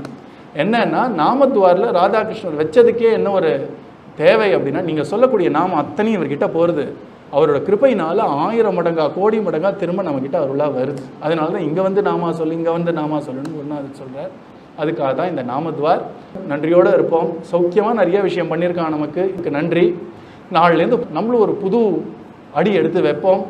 நல்ல ஒரு பக்தியோட, நல்ல ஒரு வைராக்கியத்தோட, நமக்கு ஒரு தைரியத்தோட, நேர்மறையான சிந்தனையோட, நமக்கு பகவான் இருக்கான்ற நம்பிக்கையோட, பிரார்த்தனைன்ற சாதனை இருக்குது அப்படின்ற குதூகலத்தோட, நாமம் அப்படின்ற பாக்கியம் இருக்குன்ற ஆனந்தத்தோட நம்ம தொடங்குவோம். நம்ம வாக்குல எப்பவும் நாமா வரட்டும், நம்ம ஹிருதயத்தில் எப்பவும் பிரார்த்தனை நிறைந்து இருக்கட்டும். சத்குரு மகாராஜுக்கு ஒரு சின்ன பிரார்த்தனை பண்ணுவோமா? ஒரு 10 நிமிஷம். நேத்தி மாதிரி இன்றைக்கி வந்து அகப்பிரார்த்தனை ஒண்டி தான். என்ன உங்கள் மனசில் ஏதானு ஒரு இன்னும் கொஞ்சம் நான் நல்லா இருக்கலாமே அப்படின்னு எண்ணம் ஏதானு இருந்ததுன்னா, உங்கள் மனசை பாதிக்கக்கூடிய ஏதானு ஒரு எண்ணமோ உணர்வோ இருந்ததுன்னா, இல்லைன்னா உங்களால் மறக்க முடியாத வாழ்க்கையில் ரொம்ப புண்பட்ட ஒரு நிகழ்வு இருந்ததுன்னா, அந்த நிகழ்வை நம்ம பகவானுடைய சரணத்தில் போட்டு அவங்கிட்ட அந்த நிகழ்வை என் மனசுலேருந்து கரைச்சிடும். இந்த காழ்ப்புணர்வு யார் மேலேயானு இருந்தால் அது மொத்தமாக என்ன அந்த உணர்வை என்கிட்டேருந்து எடுத்துடும். என்னை பவித்திரமாக்கு, என்னை நல்லா தெம்புபடுத்து, என்னை வலிமையாக்கு அப்படின்னு ஒரு பிரார்த்தனை பண்ணுவோம். குருநாதர்கிட்ட பண்ணாலும் சரி, ராதாகிருஷ்ண யுகலத்துக்கிட்ட பண்ணாலும் சரி. பண்ணலாமா? ஹரே ராமா. நான் ஒரு முறை சொல்கிறேன். நான் சொல்லும்பொழுது நான் சொல்கிறத நீங்கள் கேளுங்கள். அந்த காது கொடுத்து கேட்கும்போது வாக்கு எந்த வேலையும் பண்ணல, மனசு எந்த வேலையும் பண்ணல, அந்த நேரத்தில் உங்கள் பிரார்த்தனையை போடுங்கள். திரும்ப திரும்ப திரும்ப பண்ணுறது தான் பிரார்த்தனை. ஒன்று அந்த ஒரு பிரார்த்தனையுடைய ஒரு சிக்னிஃபிகன்ஸ், அதோடைய முக்கியத்துவம் தெரிஞ்சிருச்சுன்னா ஒரு முறை பிரார்த்தனை பண்ணால் போதும். ஒரு அழகான ஒரு விஷயம் சொல்லுவார் ஒரு பெரியவர்.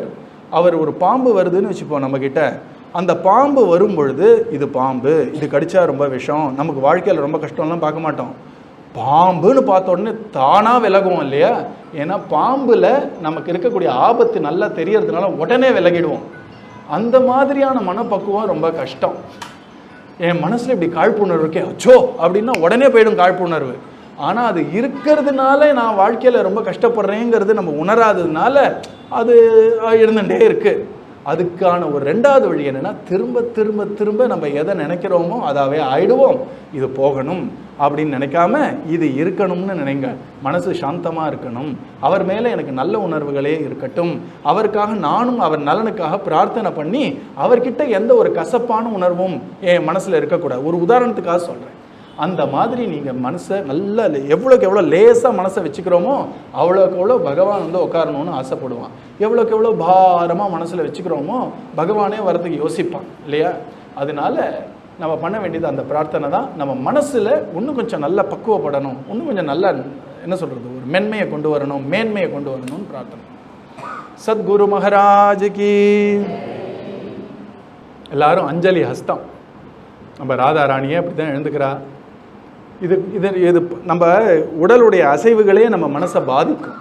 பொதுவாக ஒருத்தர் சொல்வார், ரொம்ப டயர்டாக இருந்தால் 2 கையும் தூக்கி அப்படின்னு சொன்னாலே உனக்கு பலம் வரும்னு சொல்கிறா. அது உண்மையா இல்லையான்னு எனக்கு தெரியாது, ஆனால் இது உண்மை.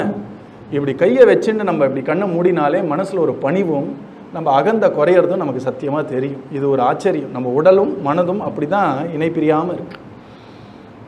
ஹரே ராம ராம ராம ஹரே ஹரே, ஹரே கிருஷ்ண கிருஷ்ண கிருஷ்ண ஹரே ஹரே.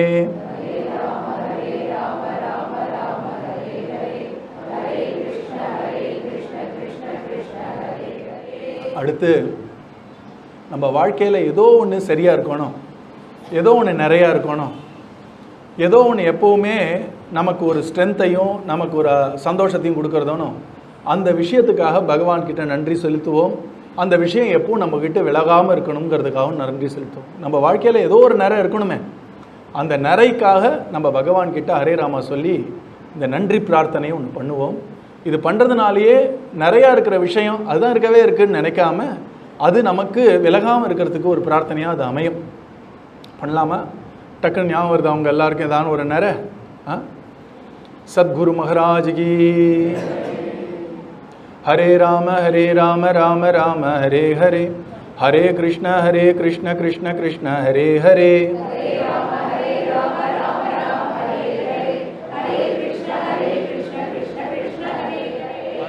ஹரே ராம ராம ராம ஹரே ஹரே, ஹரே கிருஷ்ண கிருஷ்ண கிருஷ்ண ஹரே ஹரே,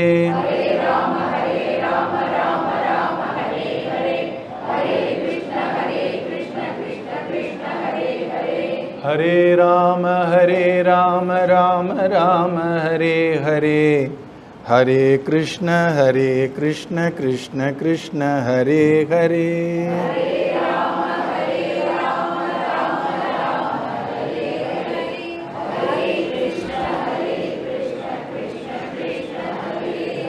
सद्गुरु महाराज की. सर्वत्र गोविंद नाम संकीर्तनम.